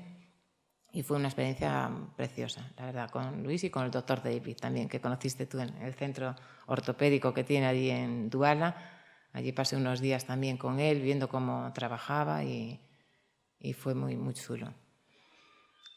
Y después en Tanzania fue una experiencia muy curiosa, porque fue la primera vez que estuve con gente toda del país. Esta vez era toda gente africana, no había en las misiones ninguna monja europea. Y eso se nota en todo, o sea, porque el ritmo africano es otro. Entonces las monjitas africanas primero eran jovencísimas todas y eran muy pachorrudas y eran muy tal. Entonces yo llego y es que si yo no decidía nada, ahí estaba. O sea, yo quería ir a un poblado, estábamos en un poblado y yo quería ir al centro de niños discapacitados que me había mandado una ONG de Madrid, África Directo, para ver ese proyecto, a ver qué se podía hacer para mejorarlos, qué necesidades había. Entonces yo iba con mi cámara, iba a filmar un poco, hacer una especie de mini reportaje, ver si se podía ayudar, había un dinero que se podía enviar, pero había que saber si iba a funcionar aquello. Pero la misión estaba a 3 kilómetros del poblado y yo me levantaba y las monjas desayunando, estaban allí y tal, y yo decía, bueno, venga, pero habrá que ir. Bueno, sí, ahora viene el conductor, te lleva, y yo... Diciendo, yo el depender de alguien para hacer algo no lo llevo bien, ¿no? Entonces digo, mira, si os parece bien, me lleváis al poblado y alquilo una bicicleta. Tú estás loca, tú estás loca, tú estás loca. No me llevaban. Cogí al conductor, me fui al poblado, alquilé mi bicicleta y a partir de ahí ya todo cambió. Ya me iba yo en bici, volvía, tal, y entonces ya a partir de ahí empecé a disfrutar de aquello, porque si no, yo creo que es que no hubiera salido de la misión. Después, años más tarde, fue una chica fisioterapeuta a trabajar allí. Y el primer mensaje que le di, o sea, el primer consejo, le dije, mira, alquílate una bici.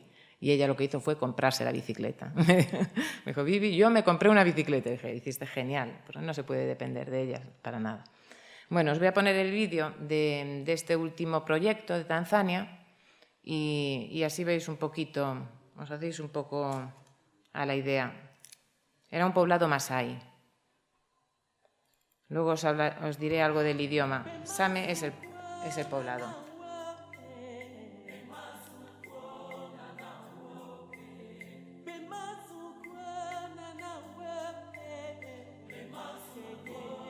Claro, los masáis hablan suajili.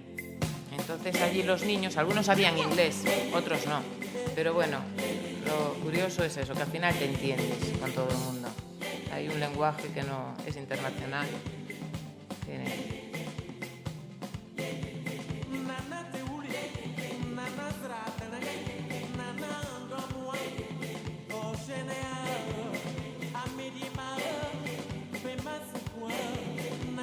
Este vídeo es un poco explicando el camino, este era que tenían que hacer los niños para ir al colegio, los que podían ir, porque otros con su discapacidad no podían. Y esto fue un poco, se lo envié a la ONG que me había pedido.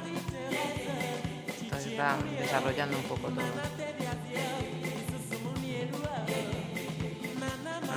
20 minutos caminando desde el poblado.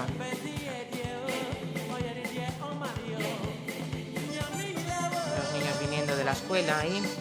Esa niñita tenía problemas, pero esa podía ir al colegio porque aún andaba así, con dificultad, pero andaba. Este es el centro.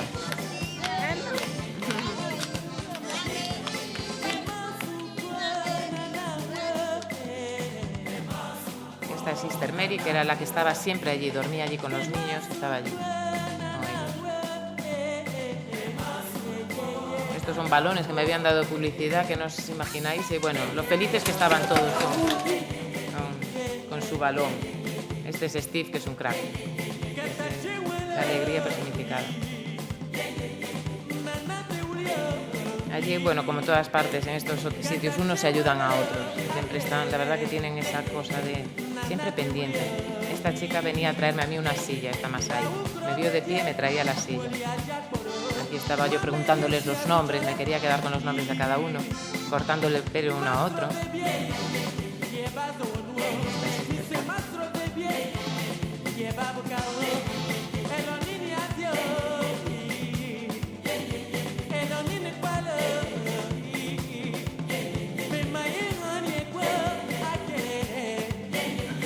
La tela que tengo yo puesta ahí, esas son telas que me traje de allí, de Tanzania, me las remataron ellas y luego las vendí aquí y también conseguí muchísimo dinero.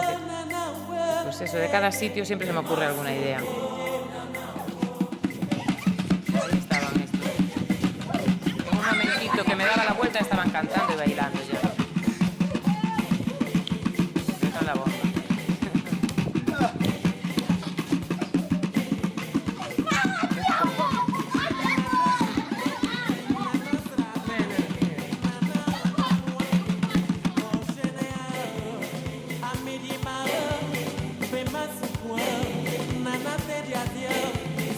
Era una mamá Masai con dos niños con problemas.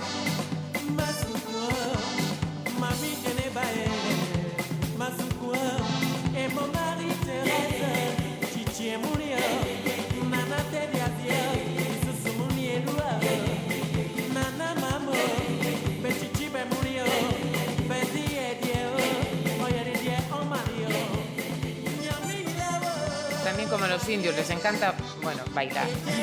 Les encanta bailar y cantar y siempre que pueden, ahí están.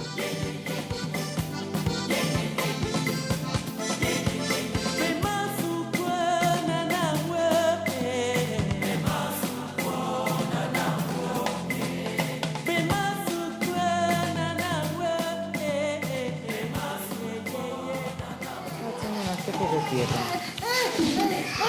Así te voy a preguntar para qué es. Esta era como la sala de fisioterapia. Silencio por todo el brazo. No sé, tengo curiosidad.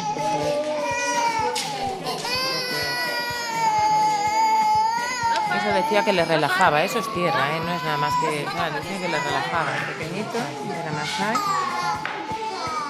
A ver qué hacen, lo envuelven así.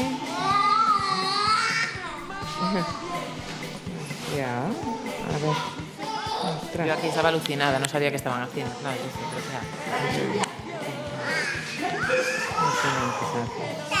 ¿Y para qué sea? Estos están esperando a que lleguen las sisters, que se están retrasando. A ver, entonces ahora lo cogen y a ver qué hacen. ahí, y luego se sentaba la madre y ahí a balancearlo hasta que se quedaba dormidito y tranquilo el niño. ¿Y lo dejan así? Ah, qué bueno. Es curioso. Y está tranquilo el niño, ¿eh? Vamos. A ver, hay que verlo para creerlo. Caramba.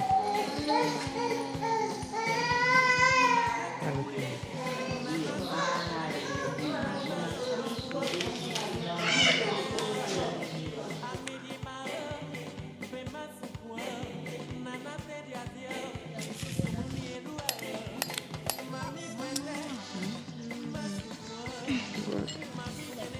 Aquí todos saben de todo, además, que eso también me hace mucha gracia. Claro, se estropeaba algo y rápidamente venían ellos ahí tirados al suelo y se ponían a arreglar cualquier cosa.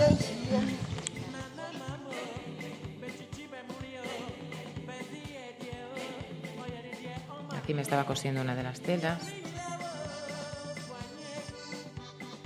Ahí estaban en el huerto. Aquí limpiando.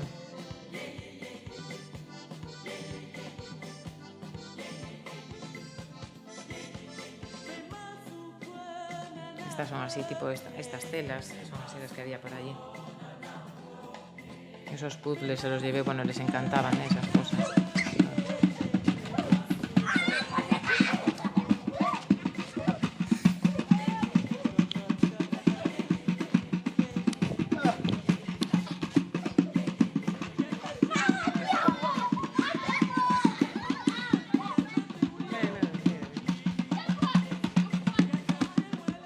Este era el masái que cuidaba, que ayudaba a las monjitas y cuidaba allí los niños.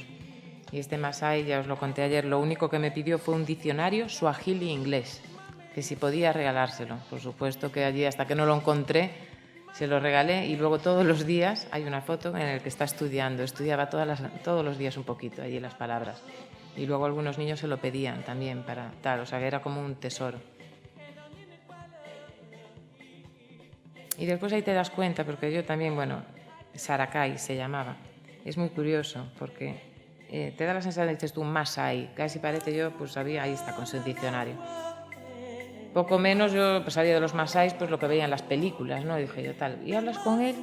Y jolín, aluciné, pues una persona tal, creyente, casado solo con una mujer, me hablaba de sus hijos, a ver, era nómada, los masáis son nómadas, bandos y todo, me hablaba de su preocupación, dije yo, pero si es que igual que cualquiera de nosotros, igual. Y tienes esas cosas de los masáis, te suena como a película, ¿no? Un chico responsable, simpático, además, tenía un sentido del humor que me hacía mucha gracia, porque me entendía a mí lo mío, yo lo entendía tal, y ayudaba muchísimo a los niños y a las monjitas. Y ese fue el día que me vine, que pues estuvieron ahí bailando y cantando hasta que se anocheció y ya me tuve que ir. Pero estaban ahí todo el rato, danzando todos.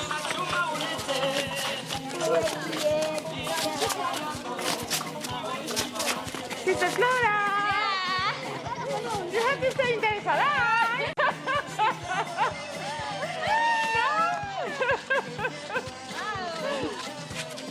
Las fiestas son la alegría de la huerta, siempre se estaban riendo por todo, por todo.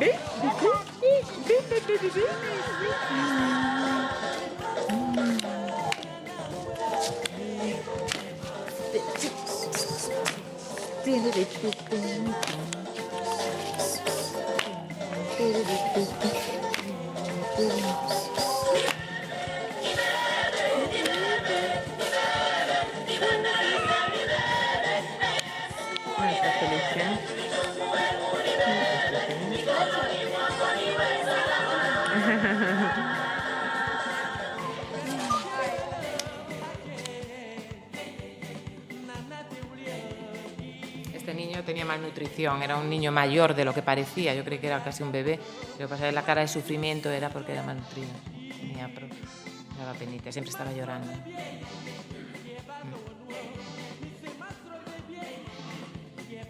Bueno, y ya está, con esta presentación ya acabo, no me enrollo más. También decir eso pues a la gente que algún día piensa y quiere hacer algo, pues sí, me da miedo la palabra animar, porque también lo dije ayer, animar, digo, tiene que ser algo que salga de uno, eso es una inquietud personal y muy personal, pero si alguien la tiene, que no la deje pasar, o sea que vale la pena, vamos, mi vida, aparte de mis hijos, el sentido de mi vida, desde luego es esto.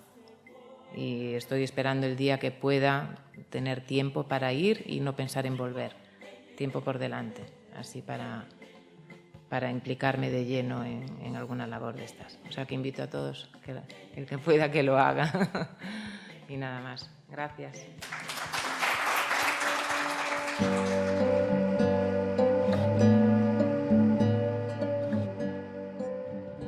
Hola, buenas tardes. Mi nombre es José Ramón Molinero. En primer lugar, quiero dar las gracias a Escola Santidí por invitarme a estas conferencias y en especial pues, a Teresa, presidenta, y a Miguel, que han insistido pues para que yo esté aquí comentando un poco la experiencia, en base a la experiencia profesional que yo tengo, que es un poco, yo me dedico a asesorar a empresas y a personas físicas a canalizar inversiones, y en base a eso, lo que quiero tratar es aquellos voluntarios que quieran dar un paso más en su ejercicio de voluntariado, pues a la hora de formar una organización, una fundación, pues cuáles son los aspectos que a mi juicio hay que tener en cuenta pues a la hora de conseguir la financiación para los proyectos que se quieran llevar a cabo. Bueno, cuando alguien quiere dar un paso, ya sea, pues bueno, hay unas similitudes en cuanto a la hora de formar una organización con una base social o con una base empresarial, ¿no? Entonces, pues bueno, aquí lo importante es delimitar cuál es la naturaleza del proyecto. En ese sentido, tanto un empresario como una fundación, como un fundador de una ONG o una fundación, pues tiene que satisfacer una serie de necesidades, estudiar el mercado, y en ese sentido es común a ambos proyectos, ¿no? Ya sea empresario o una fundación. Tiene que buscar una financiación para llevar a cabo ese proyecto, en ambos casos, y tiene que organizar sus recursos teniendo en cuenta que el proyecto no va a abarcar solo un año, sino que tiene que llevar una continuidad en el tiempo. Se trata de hacer pues, bueno, programas de ayuda a lo largo del tiempo, y al igual que un empresario pues, crea una empresa pues, para satisfacer la necesidad a lo largo del tiempo. Donde está la diferencia entre un empresario y lo que puede ser el fundador de una ONG es en el objetivo que persigue. Un empresario al final lo que persigue es maximizar su beneficio, mientras que una fundación o una ONG lo que pretende es maximizar la ayuda, sus programas de ayuda, ¿no? Todo va encaminado a cuantas más ayudas llegar, pues mucho mejor. No tiene en cuenta un beneficio, sino que lo que se trata es de hacer una acción social cuanto mayor mejor. En base a ello, podríamos definir que el fundador de una organización tiene que organizar sus recursos pensando en una continuidad, para lo cual pues, tiene que adecuar una financiación a lo mismo, y con el objetivo de maximizar los programas de ayuda. Insisto que esto es la gran diferencia que hay en cuanto a un empresario. Es cierto que el que pretende dar este paso, el voluntario que pretende dar este paso para crear una fundación, pues tiene que tener en cuenta esos aspectos que en muchos casos son muy parecidos a los de un empresario. Desde ese punto de vista hay cierta similitud y una responsabilidad al igual que tiene un empresario. ¿Cuáles son las necesidades de forma general que una ONG o una fundación tiene? Necesidades de financiación. Entonces, bueno, a lo largo de la vida de una ONG hay distintas etapas. En primer lugar está la puesta en marcha. La puesta en marcha, pues bueno, no os voy a ocultar, pues es complicada, pues porque cuanto no nos conoce nadie el mercado, tenemos que iniciarnos a realizar una serie de proyectos, y la única financiación con la que contamos es o nuestra propia o nuestros familiares o amigos cercanos, ¿no? Entonces nos movemos en un entorno muy reducido, y en base a ello, pues bueno, tenemos que sacar adelante los proyectos para que se nos dé a conocer. En muchos casos, pues bueno, no os voy a ocultar, pues hay una cierta frustración, pues porque hay muchas tareas que hacer, los recursos son escasos y el esfuerzo que se requiere al voluntario pues es grande. Pasado esta primera etapa, que puede ser entre 1 o 2 años, depende también un poquito de dónde en qué zona estemos operando, entraríamos en la siguiente etapa, que sería de crecimiento. La etapa de crecimiento es en la cual ya hemos podido plasmar proyectos, tenemos una cierta notoriedad en el mercado, con lo cual ya se nos abren nuevas fuentes de financiación, y especialmente pues, podemos tener acceso a lo que es la subvención pública. Las subvenciones públicas, bueno, por lo general, requieren una cierta experiencia, y lo que se está pidiendo pues, es en torno a 1 año y medio, 2 años. Entonces ya estaríamos ahí en el camino. No son grandes ayudas, pero bueno, hay que conocerlas, y a través de eso sí podemos incrementar un poco los programas y nuestra acción social. Pasada esta etapa, entraríamos en una etapa de desarrollo en la que ya nos permitía tener ya más conocimiento de la zona, nos conocen más, tenemos una autoridad y somos capaces de transmitir mucha más confianza a las entidades financiadoras a las que nos dirigimos. En este sentido, se nos abren ya varios caminos, entre los cuales pues bueno, a las subvenciones podríamos tener acceso a subvenciones de importes mayores con respecto a la etapa anterior, y sobre todo entraríamos en una etapa de financiación de proyectos específicos, o sea, empresas en las que les podemos canalizar, porque ya tenemos una cierta notoriedad, ya hay una cierta trayectoria de los programas que hemos hecho, y podemos transmitir a las empresas cómo canalizar sus inversiones directamente con planes de ayuda directamente en las zonas. Y luego estaría la última etapa, que es la de expansión, en la que, bueno, ya conocemos mucho nuestra área en la que estamos actuando, podemos inmiscuirnos en más áreas, no solo ya en el país, incluso en otros países, trasladarnos a otros países, y en ese sentido pues las fuentes de financiación también se nos abren, y aquí el gran reto es acceder a las grandes empresas. Las grandes empresas, luego lo veremos con un poquito más de detalle, actualmente pues bueno, está habiendo una corriente en el que hay cierto sentimiento a colaborar con acciones sociales, por diversos motivos, y entonces lo que están haciendo es, pues a la hora de hacer una inversión en un país, lo que aprovechan es destinar un porcentaje de esa inversión a una acción social. Entonces, pues bueno, el tener conocimiento de estas empresas en dónde actúan, y si nosotros, nuestra ONG o nuestra fundación está colaborando en ese país, pues aprovechar esa inercia que tiene esta empresa y colaborar con ella para desarrollar los programas sociales. Es una etapa final, digamos, es una etapa de expansión. Tenemos que tener una cierta entidad en la fundación, en la organización, que nos dé acceso a este tipo de empresas. Entonces, bueno, un poco como conclusiones de cuáles serían las cualidades que tenemos que tener, o las cualidades que tiene que tener nuestra organización, nuestro proyecto, a la hora de solicitar una financiación, es, en primer lugar, es nosotros como voluntarios y como iniciadores del proyecto que queremos transmitir, es tener confianza en el proyecto que queremos hacer. No solo confianza en nosotros mismos, sino en que somos capaces de sacar adelante el proyecto y que el proyecto tiene una solidez. Hay que conocer muy bien el proyecto, tener las ideas muy claras de lo que queremos y a dónde vamos. Está claro que los primeros años exigen mucho esfuerzo, al igual que cualquier proyecto, y sobre todo, pues estamos hablando antes, hablábamos de dos etapas primordiales, que es la puesta en marcha y el crecimiento. Son etapas en las que la financiación es muy escasa y tenemos que dar muchísimo por nuestra parte, mucho sacrificio, mucho esfuerzo. Lo lógico es compatibilizar nuestra actividad empresarial o nuestra actividad profesional con este tipo de voluntariado y dedicarle tiempo pues horas extras de la noche, de lo que sea, para sacar adelante los proyectos, sobre todo en las etapas iniciales. A medida que vayamos avanzando en nuestro programa, como hemos visto antes, pues bueno, tendremos accesos a nuevas fuentes de financiación que nos lo darán pues un poco el buen hacer que hemos hecho antes, ¿no? O sea, se trata al final de ir haciendo cosas con mucho esfuerzo y que nos van a dar la garantía después de tener un currículum dentro de la sociedad, dentro de nuestra organización, para mostrar a la hora de decir, oye, pues bueno, hemos hecho esto, hemos contado con estos recursos y con esto pues hemos tenido este éxito. Para que os hagáis una idea un poco pues, de dónde pueden venir los fondos para una fundación, para aquel que quiera. Esto está enfocado un poquito, como decía al inicio de la intervención, este voluntario pues, que quiere dar un paso más, ¿no? Que no se queda solo con un voluntariado trabajando para una ONG, para una fundación, sino que él siente la necesidad de formar él algo propio, ¿no? Entonces, bueno, hay fondos públicos, hay fondos privados. Lo lógico es que al inicio nos nutremos mucho, como hemos visto antes, de fondos propios y familiares, pero que contemos con ayuda de subvenciones, sobre todo al inicio, con lo cual al inicio la proporción de la subvención pública es alta. A medida que nosotros vayamos avanzando en el crecimiento de nuestra organización, los fondos públicos se quedan cortos y tendremos que tirar mucho más de la financiación privada. La financiación privada, pues bueno, hay distintas formas, hay distintas tipologías. Está lo que son las donaciones. Son donaciones, es un ingreso, no es recurrente, sino que es puntual. Luego estarían las cuotas de socios o cuotas de afiliados, que esto sería algo ya más recurrente. Luego tendríamos los ingresos que nos generan las empresas, que es lo que hablaba antes, refiriéndome a que podemos contactar con empresas que directamente el dinero no venga a la organización, pero sí que vaya directamente a financiar programas que nosotros proponemos.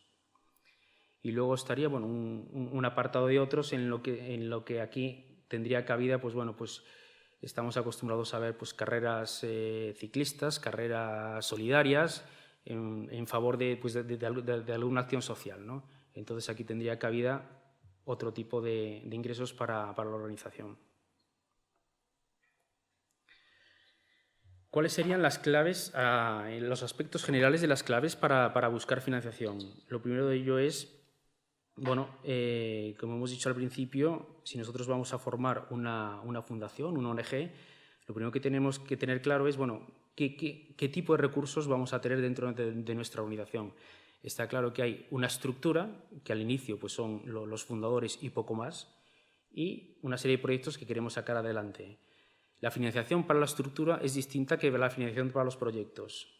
La financiación para la estructura tenemos que contar con unos ingresos recurrentes que me den cabida pues, para contemplar pues, bueno, que la gente con la que yo me apoyo que pueda vivir. La financiación de los proyectos es distinta. Se puede nutrir de financiación a través de unas donaciones que son puntuales, que de repente pues, te entra una serie de fondos con los que abordar una serie de proyectos. Entonces, pues eso, es importante tener claro qué tipo de recursos tengo, porque en función de esos recursos me tengo que dirigir a un tipo de financiación u otra.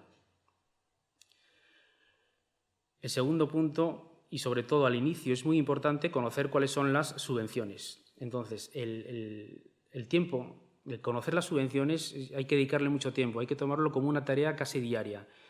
Hay subvenciones a nivel local, a nivel nacional, a nivel europeo.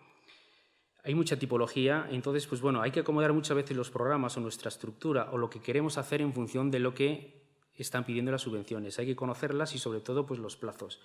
Porque luego es muy frustrante pues, que te des cuenta, cuando haya pasado el plazo, que determinados proyectos se han podido subvencionar con determinados programas.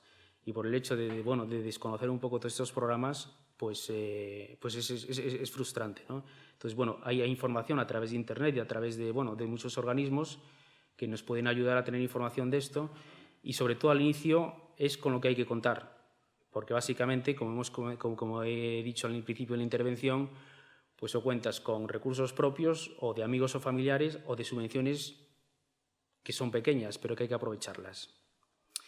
Como tercer punto, a la hora de hacer una organización, lo que tenemos que decir o pensar, y en función de eso estructurar, cómo nos vamos a nutrir de los ingresos, ¿no? Hemos puesto pues, algunos casos, como son las cuotas de socios, como son los donativos, que ya hemos hablado, los apadrinamientos, financiación directa de proyectos o programas y otras colaboraciones.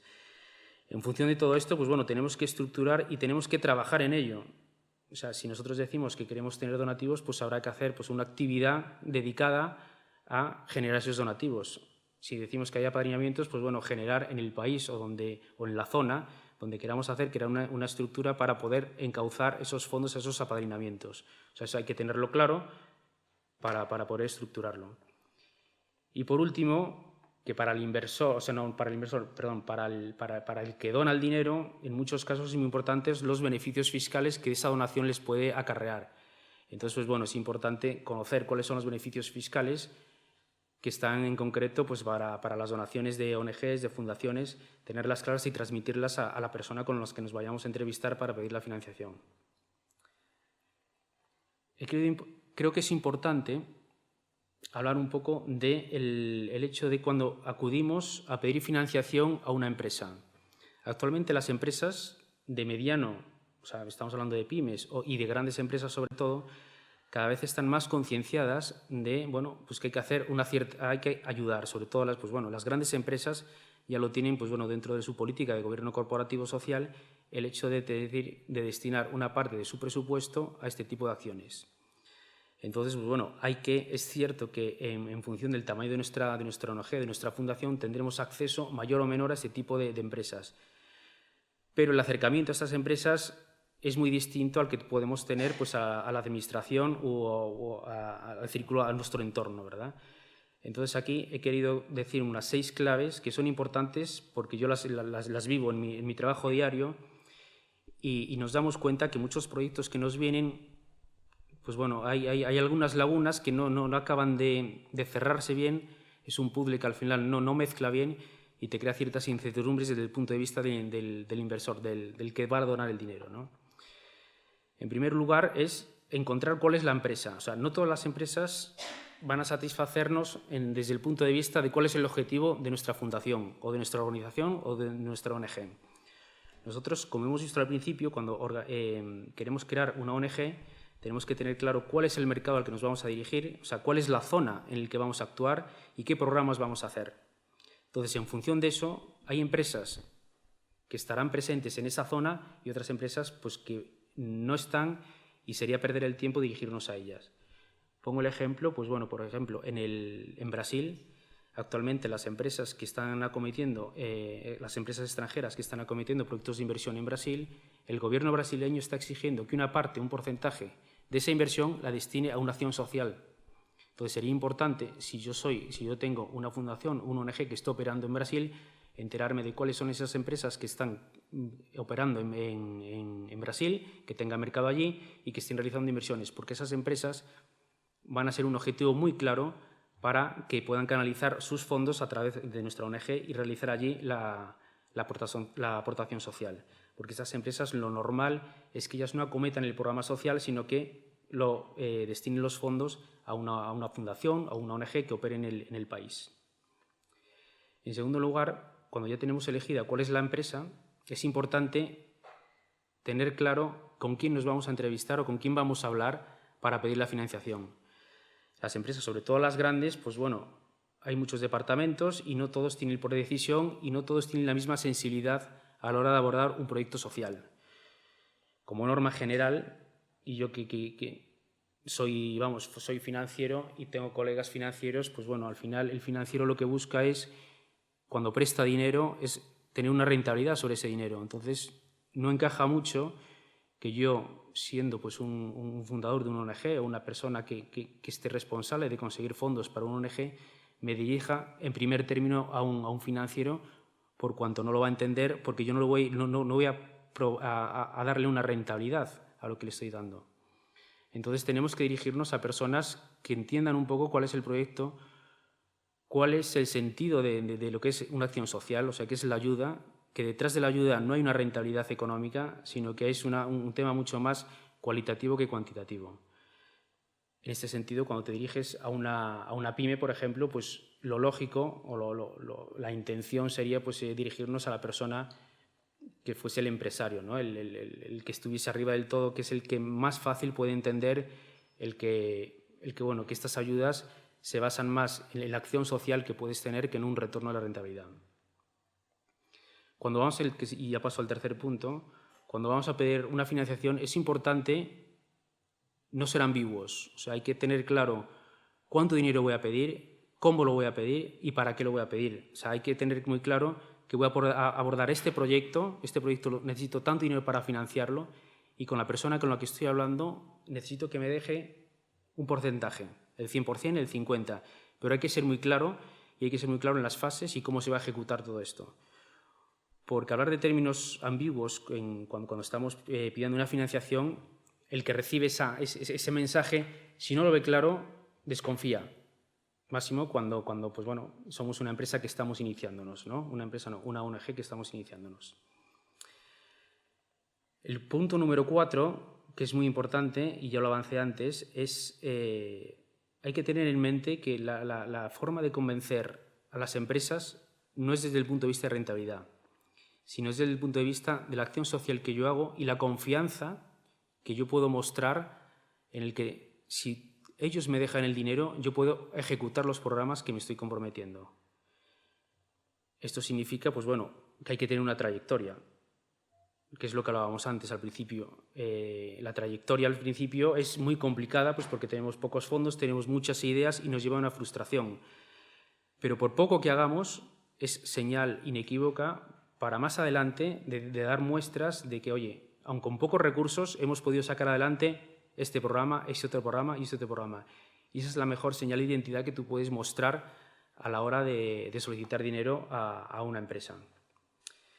Como quinto punto estaría, pues bueno, los beneficios asociados a lo que es la cooperación con la organización. Estamos hablando, pues bueno, puedes transmitir a la empresa la imagen de responsabilidad social que da, que se puede publicitar, los incentivos fiscales que tienen.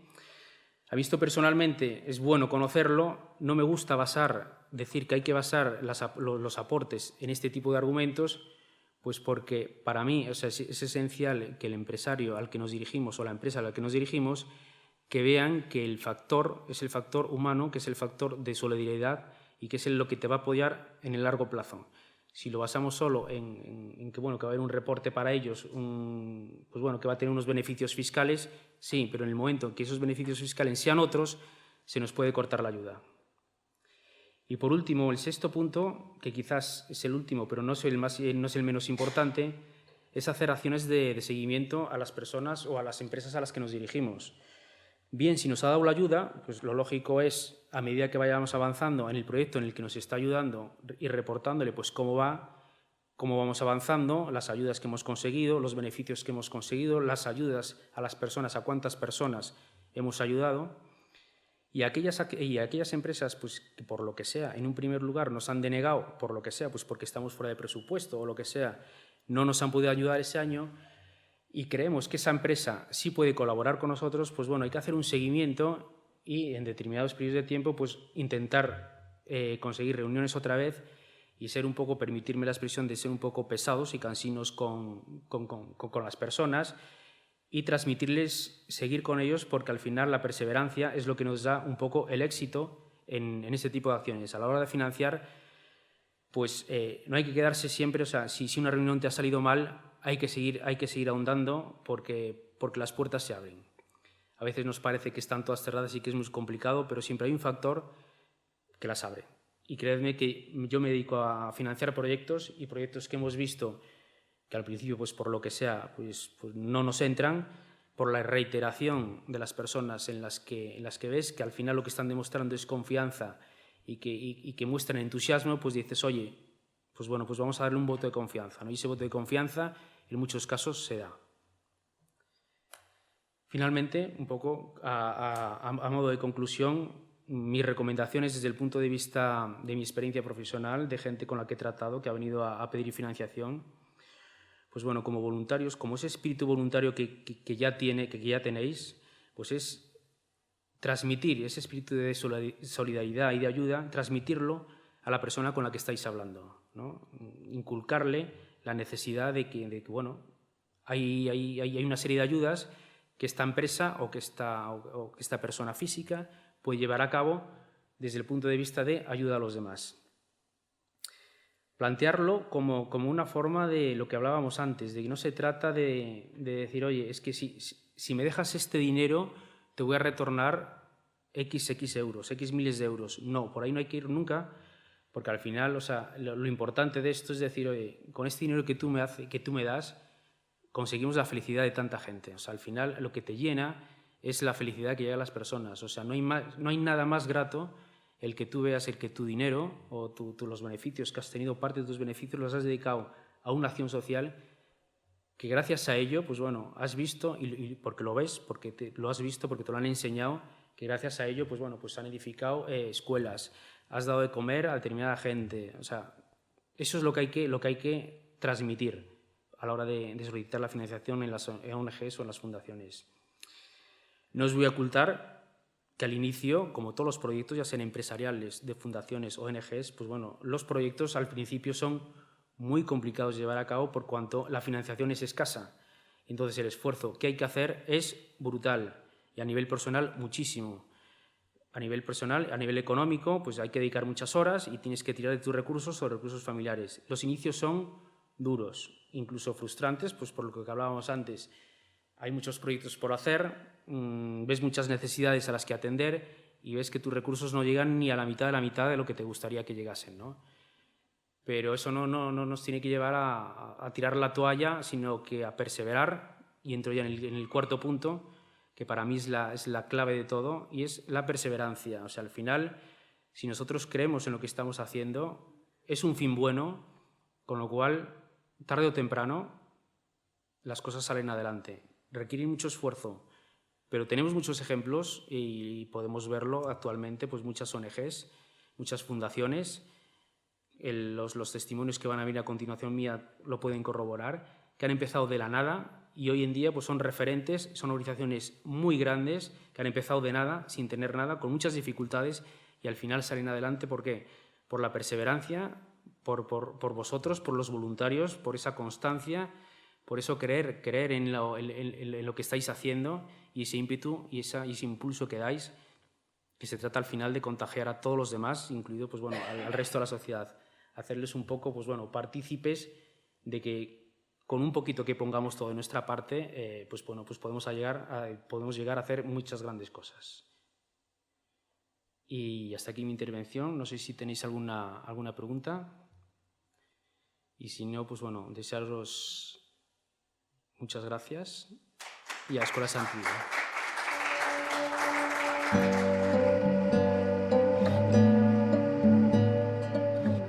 Buenas tardes. Bueno, os invito con el saludo de la India, que es Namaste. Namaste tiene varios significados, que quiere decir buenos días, buenas tardes, buenas noches, adiós, gracias. Depende del momento. Cuando dices Namaste, la gente ya entiende. Pero también en India la gente cree mucho en Dios. Y la gente cree que el Dios está dentro de cada uno, ¿no? Al decir Namaste es como decir saludo al Dios que está dentro de ti. Por eso en India se dice ayudar al hombre es ayudar a Dios. Pero Vicente Ferrer dice que una acción buena concentra todos los sentidos: amor, Dios, religión, filosofía, solidaridad, voluntario. Bueno, todo se concentra en una acción buena. Gracias a esta acción buena podemos lograr los cambios. Pero hoy vamos a hablar de voluntariado, pero antes de esto me gustaría hablar un poquito sobre la India. Bueno, India, más que un país, ya es casi un continente, está en 7º lugar en los países grandes. En población es el 2º país, tiene más de 1.300 millones de habitantes. Más de 3 millones de habitantes siguen viviendo con €1 al día. Tiene 29 estados, 18 idiomas oficiales, más de 1.000 dialectos. Además, India tiene 2 caras, una es India moderna y la otra es India rural. India moderna son las grandes ciudades que están avanzando muchísimo. Buenos informáticos salen de la India, buenos médicos salen de la India. Económicamente también India está avanzando mucho, especialmente en grandes ciudades. 30% de población de India vive en las grandes ciudades y 70% de población de India vive en India rural. Tiene 2 caras. Además, India está caminando hacia la modernidad, pero sigue atrapado en el sistema de castas, analfabetismo, en la cultura, en tradiciones, especialmente India rural, ¿no? Donde todavía existen las castas. Entonces me gustaría compartir este trozo porque la sociedad india está dividida en 4 castas. Las castas dividieron mirando el trabajo. Es como decir en Europa las clases, ¿no? Aquí hay ricos, clase media y pobres. Pero aquí un pobre puede ir a la escuela, puede entrar en la iglesia, puede hacer una vida normal y tiene el mismo derecho como los demás. En India también tenemos ricos, clase media y pobres, pero no damos importancia a este tema, damos importancia a las castas, y son 4 castas. La primera casta alta son los brahmines, que son sacerdotes.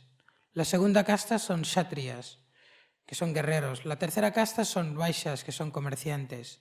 Y la cuarta casta son sudras, que tienen un oficio, como peluqueros, zapateros, etc. Esas son 4 castas. Sacerdotes, guerreros, comerciantes y trabajadores. Fuera de 4 castas hay gente que no tiene un trabajo digno. ¿Esta gente de qué trabajan? Pues limpiando lavabos, quitando la basura. Cuando alguien muere, son ellos que tienen que llevar al cuerpo hasta el cementerio. Esos son trabajos sucios. Los que dedican a los trabajos sucios no tienen casta ni pueden entrar en el sistema de castas. Son Dalits. Dalits significa intocables. Los intocables no tienen ningún derecho. No tienen derecho a vivir dentro del pueblo, tienen que vivir fuera del pueblo. No tienen derecho de entrar en los templos, no tienen derecho de entrar en los colegios, no pueden mirar a las personas castas altas, ni la sombra de ellos pueden tocar. No solo esto, en algunos pueblos interiores, todavía los intocables, cuando tienen que entrar en un pueblo, tienen que atar una escoba a su cintura, bajar la cabeza e ir caminando. Mientras va caminando, tienen que coger la escoba e ir limpiando sus boyas. Hasta las boyas de un intocable no se puede quedar en un pueblo. O una persona casta alta no puede pisar una olla de un intocable. Estos son los intocables sin derecho. Pero el gobierno sí que ha prohibido la discriminación de las castas en el año 1950. Desde aquel momento todo el mundo tiene el mismo derecho, especialmente en grandes ciudades. Un intocable puede ir a la escuela, puede estudiar, puede ser médico, puede ser profesor, puede ser presidente de la India, pero a la hora de casarse sí que existen las castas. Porque en India todavía son los padres que eligen al novio o la novia, se ponen de acuerdo y nos casamos. Hay 20% de población de India han casado por amor, pero mayor divorcio son personas que han casado por amor, ¿no? Entonces, otra parte, los padres buscan el matrimonio, pactan y nos casamos. Y a la hora de casarse, siempre los padres quieren saber 3 cosas. Tiene que ser misma religión, mismo nivel de económico y tiene que ser misma casta. Eso es lo que pasa en grandes ciudades, todo el mundo tiene el mismo derecho, pero a la hora de casarse sí que existen las castas. En caso en India rural, en los pueblos todavía existen las castas y todavía existen los intocables sin derecho. Por eso, la Fundación Vicente Ferrer está en sur de la India, en el estado de Andhra Pradesh. Estamos en el distrito de Anantapur, donde estamos trabajando y ayudando a las familias pobres. Si fijamos un poquito, la Fundación Vicente Ferrer ya lleva 48 años trabajando en esta zona. El distrito de Anantapur tiene 4 millones de habitantes. Llegamos a ayudar a 3,5 millones y trabajamos en 3.000 pueblos y realizamos 6 proyectos.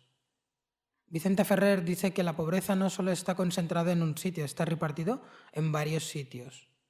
Por eso trabajamos en 6 proyectos, como educación, ecológico, discapacitados, desarrollo de las mujeres, construcción y sanitaria. Esos son 6 proyectos que trabajamos en 3.000 pueblos en el distrito de Anantapur. La fundación en realidad empezó en el año 1969. En el año 69, Vicente Ferrer, cuando llegó a Anantapur, llegó él y con 3 voluntarios. Llegó él y con 3 voluntarios, 2 chicos y una chica que es Ana Ferrer. Al final ella se convertía como su mujer, su esposa. Entonces empezaron el trabajo con 3 voluntarios. Hoy la Fundación Vicente Ferrer cuenta con 2.700 trabajadores. La Fundación Vicente Ferrer hoy cuenta con 2.700 trabajadores que trabajan para la Fundación Vicente Ferrer con misma idea, con misma filosofía, con mismo sueño, que es erradicar la pobreza a largo plazo. Ya no está Vicente Ferrer, pero aunque no esté Vicente Ferrer, Ana Ferrer, su hijo Moncho Ferrer y estos 2.700 personas llevan el proyecto adelante junto con voluntarios. Y eso gracias a España, porque la mayor voluntarios vienen desde España en diferentes proyectos. Hablando de voluntariado, la fundación empezó en el año 69 hasta 96. En aquellos años solo teníamos voluntarios, cualquier hombre que venía con voluntad para ser voluntario en la fundación. Entonces queríamos aprovechar sus ideas, su presencia y su tiempo. Entonces estaba allí ayudando en lo que sea. Pero en aquella época yo me acuerdo muy bien que primero fue un arquitecto. Gracias a este hombre empezamos a construir un hospital, el primer hospital de la fundación. Después vinieron un médico de pediatría, después una enfermera y algunos más. Al final del año, unos 5, 6 o 7 personas que pasaban por la fundación. En aquella época yo preguntaba a mi padre, ¿estas personas blancos por qué vienen aquí? Entonces decían, Vicente Ferrer está aquí para ayudarnos, pero solo con Vicente Ferrer no puede, ¿no? Él solo no puede. Entonces vienen gente de España para estar con él porque creen en él y en su proyecto y están aquí para ayudar a él y apoyar. ¿Y cobran?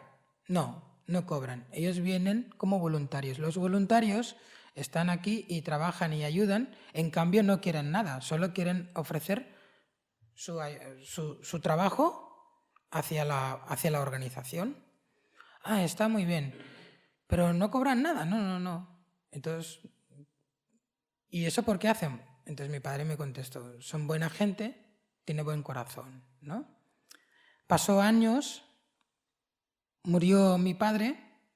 Yo fui el beneficiario de la Fundación Vicente Ferrer, también voluntario, y ahora ejerzo como portavoz de la Fundación Vicente Ferrer en España. Llevo 15 años en España. Bueno, después de la muerte de mi padre, mi familia pasaba un poquito mal. Mi madre en aquella época cobraba 3 euros al mes, 3 euros al mes en aquella época. Y con 3 euros no puedes tirar la familia adelante. Entonces yo lo que hice es hablar con el director del Departamento de Comunicación y decir, oye, ¿yo puedo entrar en vuestro departamento para ayudaros y todo? Además, era un joven que quería explotarme. Entonces él ha dicho, bueno, si quieres ven, así nos acompañas a los pueblos a hacer fotos, a hacer vídeos, porque vamos a los pueblos para hacer un estudio sobre el pueblo, mismo tiempo para saber cuántas familias intocables hay en este pueblo y cuántos niños hay. Entonces, hacer un estudio y después hacer fotos a los niños, porque estos niños se convierten como niños apadrinados de la fundación. Entonces, yo me acompañaba con ellos. En realidad, yo entré como voluntario, en realidad no para solo trabajar y explotarme. En realidad, tenía hambre y quería comer. Quería comer. Es una manera que yo podía conseguir mis 3 platos. La idea era esto, quiero comer y me entro allí, voy a trabajar como voluntaria, pero así cubro mis 3 platos. Así cubría mis 3 platos, pero al mismo tiempo aprendí muchísimo viajando, conociendo a los pueblos, ¿no? Ha pasado años, ahora la fundación ha mejorado desde 96 hasta ahora, ha mejorado muchísimo, porque en 96 España empezó a ayudar a Vicente Ferrer, a la Fundación Vicente Ferrer, a través de apadrinamientos. Venían mucha gente a conocer los proyectos, a conocer a Vicente Ferrer. Además, en aquella época, en 96, como la gente venían, los españoles que venían no hablaban inglés, y los indios que estaban allí no hablaban castellano. Entonces Vicente Ferrer decidió invitar a los voluntarios. Así fue primeros grupos de profesores que vinieron a enseñar castellano a los indios. En aquella época pasaban cualquier persona que venía, como hablaba castellano, pues hacía de profesor y nos enseñaba castellano. Y estuvimos aprendiendo, pero después hay 20 alumnos con un profesor es suficiente, pero no 5 o 6. Porque venían, se quedaban, pero no hacían nada y estaban allí como voluntarios, pero no hacían nada. Y otra parte, Vicente también tiene una virtud, que cuando una persona va a conocer a Vicente Ferrer y después explica el proyecto, Vicente Ferrer lo que dice primero es, ostras, tiene una gran idea, mejor que te quedes y así nos ayudas. Pasa 2 días, 3 días, 4 días, 5 días y este hombre ya no hace nada. Pero después hay que buscar canalizarlo bien. Y esta parte hacia la parte de voluntariado hacia Ana Ferrer. Pero también hay mucho trabajo. Además tenemos 6 proyectos que están bien trabajados, pero necesitamos también voluntarios. Entonces, como venían muchos voluntarios de golpe, pero teníamos que buscar una línea para que todo vaya bien correcto. No queremos 5 voluntarios de profesores, o 10 médicos allí, o 15 arquitectos allí. No queremos. Queremos canalizarlo bien. Entonces, allí empiezo trabajar bien en tema de voluntariado. Entonces, tenemos una persona en España y tenemos otra persona en India. Entonces, todas las personas que quieren ser voluntarios de la fundación pasan el currículum a España. Desde aquí mandamos a la India. En India lo miran todo,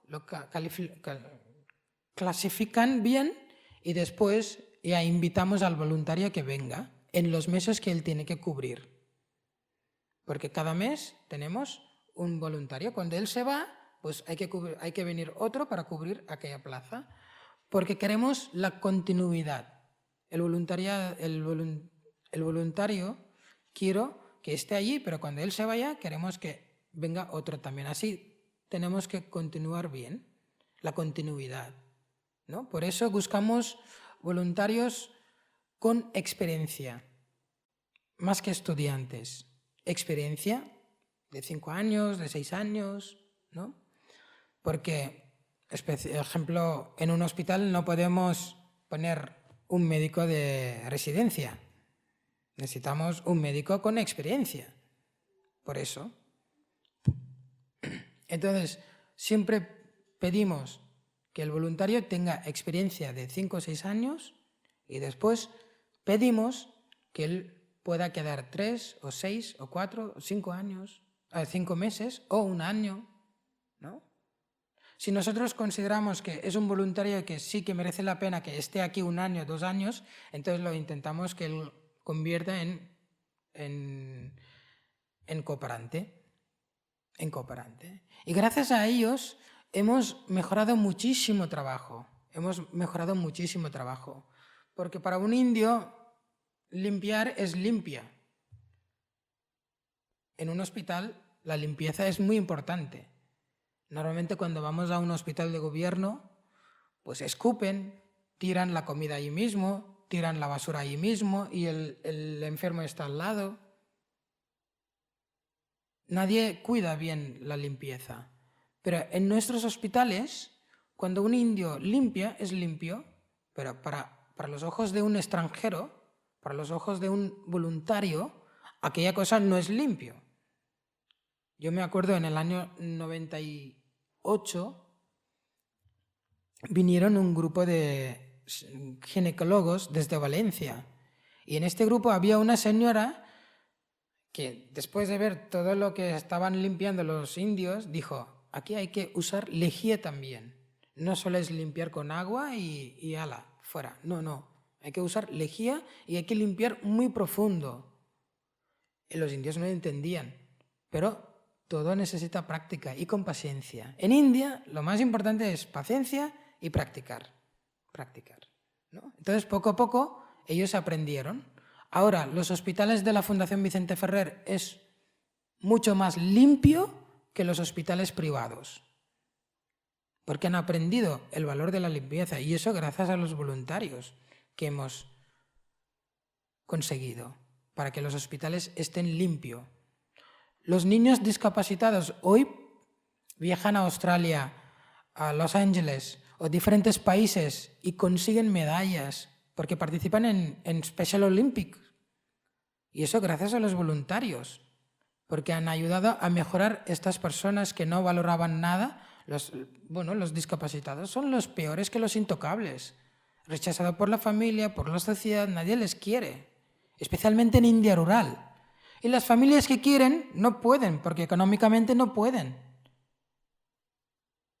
¿Por qué viene el rechazo de un niño discapacitado? Normalmente en India, el niño nace para cumplir los sueños de los padres. Cuando el padre encuentra que su niño es discapacitado, allí viene el rechazo. Porque es una karma, es una carga. Encima, ¿para qué tengo que invertir mi dinero en un niño discapacitado que no va a servir para nada, ni va a cumplir mi sueño, ni me sacará de la pobreza? ¿Para qué tengo que invertir? Pues rechazo. En 96, cuando construimos el centro de discapacitados, todos reían. No querían dejar a sus niños allí. Y el primer niño que el niño que entró en la fundación, en el centro de discapacitados, fue encontrado en el pozo. Era un niño con parálisis cerebral. Lo tiraron ahí en el pozo y allí encontramos y este niño es el primer niño que entró en el centro de discapacitados. Así empezamos. Hoy contamos con 1.200 niños en el centro de discapacitados. Es una residencia. En total hemos llegado a ayudar a más de 22.000 niños discapacitados. ¿Cómo podemos lograr para que la gente cambie su forma de pensar? A través de la acción. La gente de pueblo, yo no digo que son mala gente, son inocentes, ignorantes, que viene de ignorar, no tiene educación, piensan que no sirven para nada. Pero ¿cómo podemos cambiar su mentalidad? A través de la acción. A través de la acción, mostrando, así podemos cambiar su forma de pensar. Gracias hoy, este niño discapacitado que ha llegado a representar la India en Special Olympic y ganar medallas de oro, representa algo. Y eso han hecho abrir ojos de muchas familias, muchos padres. Hoy piensan que, bueno, yo tengo un niño discapacitado, pero bueno, tengo aquí la fundación, yo puedo dejar mi niño en el centro para que él pueda mejorar. Y esto es el cambio que hemos logrado. Este es el cambio que hemos logrado. En realidad, en un pueblo donde hay intocables, donde hay analfabetismo, la gente piensa que aquí nadie va a venir para ayudarnos. Pero hoy, Vicente Ferrer, con aquellos 3 voluntarios, empezaron a trabajar para esta gente, empezaron a ayudar a despertar la ilusión para que un intocable piense que él también vale y tiene mismo derecho. Hoy, la Fundación, con 2.700 personas que contamos en la Fundación que trabajan, que llevan mismo sueño y mismo filosofía de Vicente Ferrer, que están ahí luchando día y noche, porque Vicente Ferrer dice que la pobreza se puede erradicar, pero tienen que estar dispuestos allí como un soldado. Un voluntario es un soldado que está allí para la sociedad, para traer el cambio, y esta persona tiene el poder, y tú tienes el poder de cambiar la sociedad como tú quieres verlo. Pero eso solo se puede conseguir con la voluntad y con los voluntarios. Hoy, gracias a la Fundación, hemos mejorado muchísimo. Seguimos pidiendo en España para que vengan los voluntarios, pero profesionales, y que pueden quedar 3 o 6 meses o 1 año. Y así vamos poco a poco mejorando. Vamos mejorando. Mano de obra de los voluntarios. Mira, yo tengo un dato que puedo explicar, es 140 millones de personas en 36 países de todo el mundo participan en el voluntariado. El trabajo de esas personas equivale a 400 millones de dólares en Producto Interior Bruto. Gracias al poder de los voluntarios estamos cambiando el mundo, pero todo empieza contigo.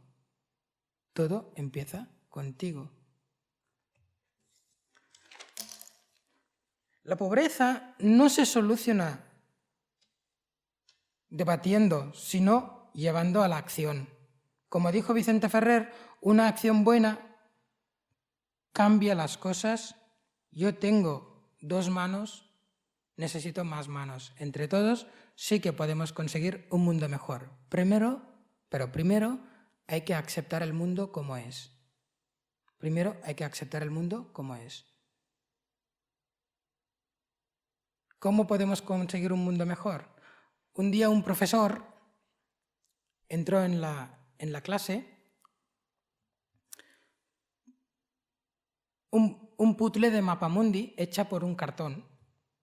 Dio a los alumnos para que pusiera este puzzle de mapamundi. Ningún alumno consiguió y al final un alumno sí que consiguió. Sí que consiguió. Y el profesor pregunta, ¿cómo lo has conseguido? Porque todo el mundo estaban allí intentando y ninguno ha conseguido. Y el alumno dice, bueno, yo también no podía, pero había un trozo que lo fijé un poquito, lo giré y lo vi que había un dibujo, un ojo. Entonces giré todas las piezas. Y vio que había un dibujo. Entonces empecé a seguir a este dibujo. Y este dibujo era un hombre. A través de este hombre he conseguido poner la mapa mundi. Y gracias a este hombre he podido conseguirlo. Aquí está claro, el mundo es tal cual. Si quieres conseguir un mundo mejor, hay que ayudar al hombre. A través del hombre puedes conseguir un mundo mejor, pero todo empieza con la educación. Pero si hablamos de la educación, sí que la educación cambia muchas cosas. Pero si la educación cambia muchas cosas, entonces, ¿de dónde salen las guerras, las violaciones, maltratos, la desigualdad? ¿De dónde sale si la educación puede cambiar todo? La educación ayuda para el hombre y el hombre solo ha concentrado en la educación. Y el hombre tiene que ir no solo con la educación, también tiene que ir con la otra parte. El hombre tiene que ir con dos cosas. Una es la educación y la otra es la parte espiritual. La parte espiritual, cuando hablamos de parte espiritual, no quiero decir Dios, porque hay gente que no quiere hablar de Dios. Hablar de Dios es hablar de religión. Hablar de religión es hablar de Dios. Los que no les gusta hablar de Dios ni religión, hablan de espiritualidad. Los que no les gusta hablar de Dios, ni religión, ni espiritualidad, hablan de éticas, honestidad. Por eso nosotros decimos, donde hay honestidad en el corazón, hay belleza en tu carácter. Cuando hay belleza en tu carácter, hay armonía en tu casa. Cuando hay armonía en tu casa,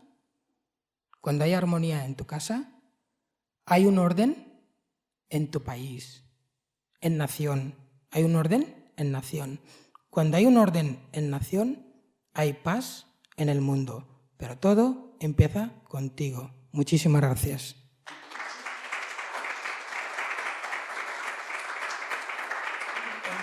Yo creo que no voy a poner vídeos ni nada. Yo estoy, pero no sé si ya me digáis. Si tenéis alguna pregunta.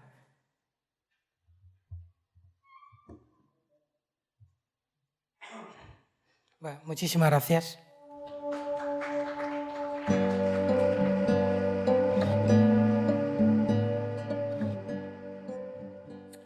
Bueno, buenas tardes. Mi nombre es Rubén Fernández Prado, soy profesor en la Universidad de La Coruña y, bueno, estoy aquí acompañado de dos de mis alumnos, exalumnos, hoy profesionales, y estoy aquí sobre todo por la existencia de una persona, yo creo que como muchos, que es imposible decirle que no, que es Teresa, y que nos ha movido a todos algo que llevábamos dentro, pero que nos ha encantado, que nos ha hecho dejarnos mover, ¿no? Que ya estábamos. Pero bueno, gracias a Teresa por eso y por lo que estás haciendo además. Bueno, nosotros vamos a hablar, trataremos de ser breves. En principio iba a hablar yo, pero de un proyecto que empezamos en la universidad, que ahora se ha extendido en el resto de la Universidad de La Coruña, lo hacen en todas las escuelas, y que empezamos a partir de precisamente una llamada de Teresa, que estaba colaborando con estaba de voluntaria en una ONG, que ya hablaremos de ella, y me llamó diciendo que le habían llamado que necesitaban una persona que construyese un saneamiento para una escuela, ¿no?, en India. Bueno, yo le dije que era imposible, que yo no podía, que estaba lleno de trabajo, familia, todos los problemas que tenemos todos en Occidente. Y bueno, el planteamiento era darle una solución, ¿no? Darle una solución a la ONG, darle una solución a ayudar a lo que nos habían pedido. Y entonces pensamos en establecer un sistema. Yo ya venía dando clases en el trabajo fin de carrera, haciendo tutorizaciones y estaba de tribunal en bastantes proyectos y siempre veía que había proyectos muy interesantes. Los alumnos ya al final de su carrera concentraban todo su conocimiento, lo que les habíamos conseguido enseñar, o que no es mucho, pero que bueno, es suficiente para hacer proyectos muy interesantes, proyectos desarrollados, y proyectos que ya eran profesionales, que ya se podían construir, ¿no? Y a mí la verdad me daba mucha pena ver que todo aquel trabajo se perdía. Se colgaba en un repositorio en la universidad, servía con fines docentes, sí, para otros alumnos que querían referencias para hacer sus trabajos, pero que no tenía una materialización ni ninguna persona se beneficiaba de él, ¿no? Entonces, cuando planteamos la necesidad que me planteó Teresa, yo la quise trasladar y hacer un proyecto fin de carrera de eso, ¿no? Y entonces, bueno, lo propuse a varios alumnos y al final, bueno, traigo aquí a los 2 primeros que se dejaron engañar, igual que me dejé yo engañar por Teresa, y creamos una cosilla que empezó como un proyecto, pero que ahora ya es continuo. Ahora estamos haciendo con otro alumno la nueva escuela de Chantilly, bueno, y hay otros proyectos y además ha cundido en otras escuelas, con lo cual ya ha hecho un programa oficial y es más, la Universidad de La Coruña ha dado un pasito más todavía y ahora les ayuda económicamente. Bueno, se ha creado una cosa que yo creo que puede ir creciendo y puede mejorar mucho, ¿no? Entonces, claro, cuando Teresa me dijo que tenía que hablar, yo dije, ¿pero qué voy a hablar yo? Más oyendo lo que he oído hoy a la tarde, que ha sido impresionante, son vamos, historias en primera persona, reales, y yo no estoy a esa altura. Yo no he estado en el extranjero, soy voluntario porque si no lo digo Teresa me pega, y entonces lo tengo que decir, soy voluntario, pero soy voluntario desde aquí. Soy voluntario trabajando donde puedo, porque no puedo desplazarme, me gustaría, y desde luego lo tengo ahí, y cuando llegue el momento, llegará y lo haré, ¿no? Entonces, pensé en traer a los 2 primeros que se dejaron convencer y que fueran ellos quienes hablasen directamente de su experiencia, y entiendo además que es mucho más directa la idea o lo que tienen que comunicar, que lo comunique el que lo ha vivido. Entonces, ellos 2 han estado, uno en Camerún y otro en India, bien desarrollando el proyecto para luego presentarlo como fin de carrera, o bien lo han desarrollado antes y han ido luego allí a desarrollar la labor, ¿no?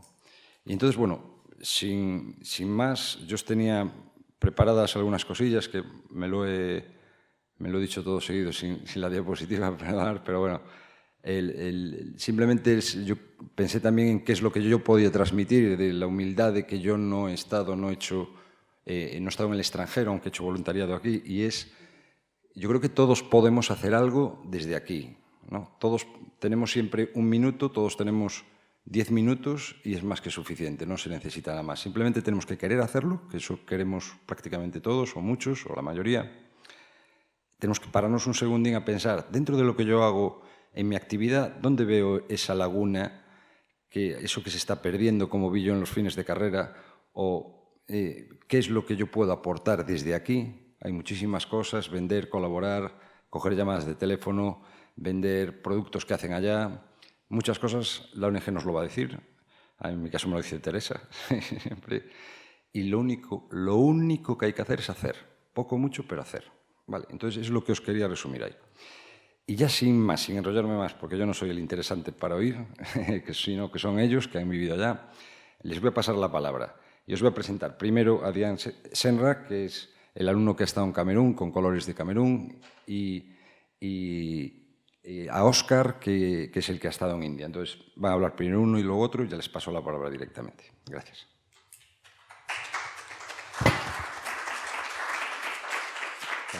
Muchas gracias, Rubén. Paso aquí. Bueno, yo viajé a Camerún en 2013 con el programa de conocimiento de la realidad de la Universidad de Coruña, que antes comentaba Fátima, bueno, ya no está. Es un proyecto que se había iniciado en 2011 y bueno, cuando yo llego ya se había hecho todo lo que es el movimiento de tierras, se había hecho la cimentación y empezado con los muros. Lo que se me encarga un poco a mí es llevar el seguimiento de la obra, tratar con los obreros locales, conseguir materiales, un poco la dirección, ¿no? Y gestión de la obra, todo. Vale, esto lo enlazo, pues, como comentaba Rubén, con mi proyecto fin de carrera, que es el propio seguimiento de la obra y a mayores un estudio de toda la construcción popular que se hacía en el país. Por lo cual me estuve documentando allí, en entrevistas con el embajador, con el ministro de construcción del país, que no sirvió para mucho. Descubrí que la normativa es inexistente, ¿no?, en Camerún en cuanto a construcción. Y nada, bueno, este es el centro, sería el módulo de recepción, que es en el que participé yo. Y se trata de un centro ortopédico para fabricación de prótesis y rehabilitación de niños con problemas físicos. Se decide construir esto, en la propia organización que trabaja allí, OMAPEIF, que es del doctor David Enchande, tenía un centro en Douala, en la capital, a unos, creo que 300 kilómetros de donde se hace este centro. Se decidió construir el centro porque gran parte de las personas que iban a ser tratadas en el centro venían de esa región, ¿no? Entonces se ve la necesidad de crearlo.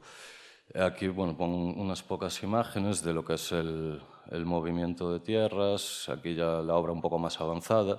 Se trató de trabajar siempre con obreros locales, los materiales que viniesen lo más cerca posible y normalmente eran medios artesanos, las tejas se cocían en hornos de leña, impresionantes. Pudimos visitar el centro también. Y bueno, aquí un poco de detalle. Se utilizó piedra de la zona, madera de eucalipto. Y bueno, como experiencia, decir que personalmente, increíble, ¿no? El poder estar viviendo en otra cultura totalmente distinta, ver que hay otra escala de valores, de necesidades, todo lo que nos sobra aquí, te das un poco cuenta también, y ver que tu trabajo sirve para algo también, ¿no?, directamente. Ahora hace unos meses me llegaron fotos de allí, de que ya se había abierto el centro, ya están tratando a niños, lo cual es una alegría. Y poco más. Sí, luego personalmente soy artesano también, entonces estuve intentando conocer artesanos locales y tratar de ver lo que hacían allí. Me traje bastante artesanía para vender aquí, la cual tengo aquí. Si alguien quiere algo, pues estoy dispuesto a venderlo. No, de hecho, la forma en la que llegamos es un amigo que es artesano allí, entonces el acuerdo que hicimos fue que yo le compraba allí el material a casi el doble de lo que lo vendería él allí. Me lo traía aquí, lo trataba de vender y le sigo enviando un poco cada cierto tiempo, ¿no? Es otra forma de ayudar, en este caso a un amigo, ya no es una organización, pero bueno, a título personal. También allí conseguimos hacer un patio, cosa que no estaba prevista, y en un centro de discapacitados en el que estuvimos trabajando, pues se veía que había una necesidad de hacer un pequeño patio. Entonces empecé a buscar, a pedir dinero a familiares y amigos, poco que pudieran enviar, y bueno, al final lo hicimos y allí tienen ese patio. Eran en este centro precisamente.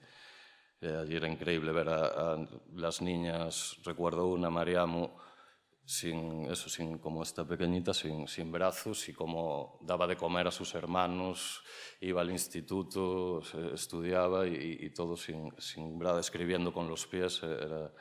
Era increíble.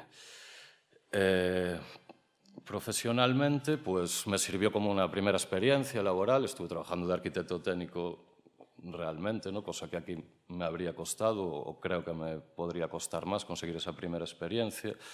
Pude conocer otras técnicas de trabajo, otras formas, lo que os comentaba de las normativas, ¿no?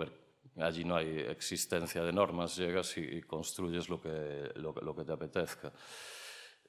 Lo bueno es, ya que llevamos el conocimiento, no hacer barbaridades, ¿no?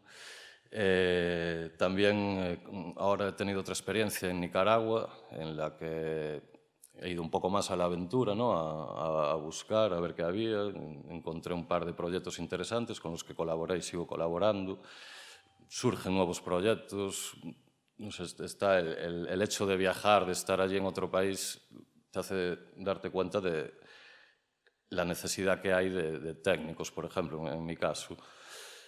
Y bueno, con la ONG decir que el trato fue excepcional, son los que me han dado la posibilidad de viajar allá. He explorado otros campos de trabajo, como el de los discapacitados, que decía que no no me lo imaginaba y me encanta trabajar. Y nada, yo creo que el trabajo voluntario acaba sacando lo mejor de cada uno, entonces animo a todo el mundo a participar si dentro de esa persona hay esa chispa. Y creo que es una experiencia casi imprescindible, ¿no?, para toda persona. Me gustaría o estaría bien que en la universidad se está empezando y que se avanzara un poco más, meter alguna asignatura obligatoria que sea voluntariado o optativa, ¿no? Y nada, poco más, la verdad. Si tenéis alguna pregunta o algo, pues si no ya paso a Óscar.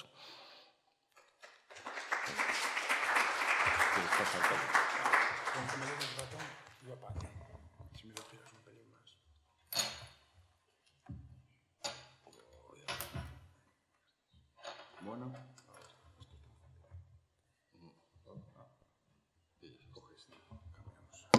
¿Quieres ponerte aquí? Sí, venga. No te preocupes, ya está, solucionado. Muy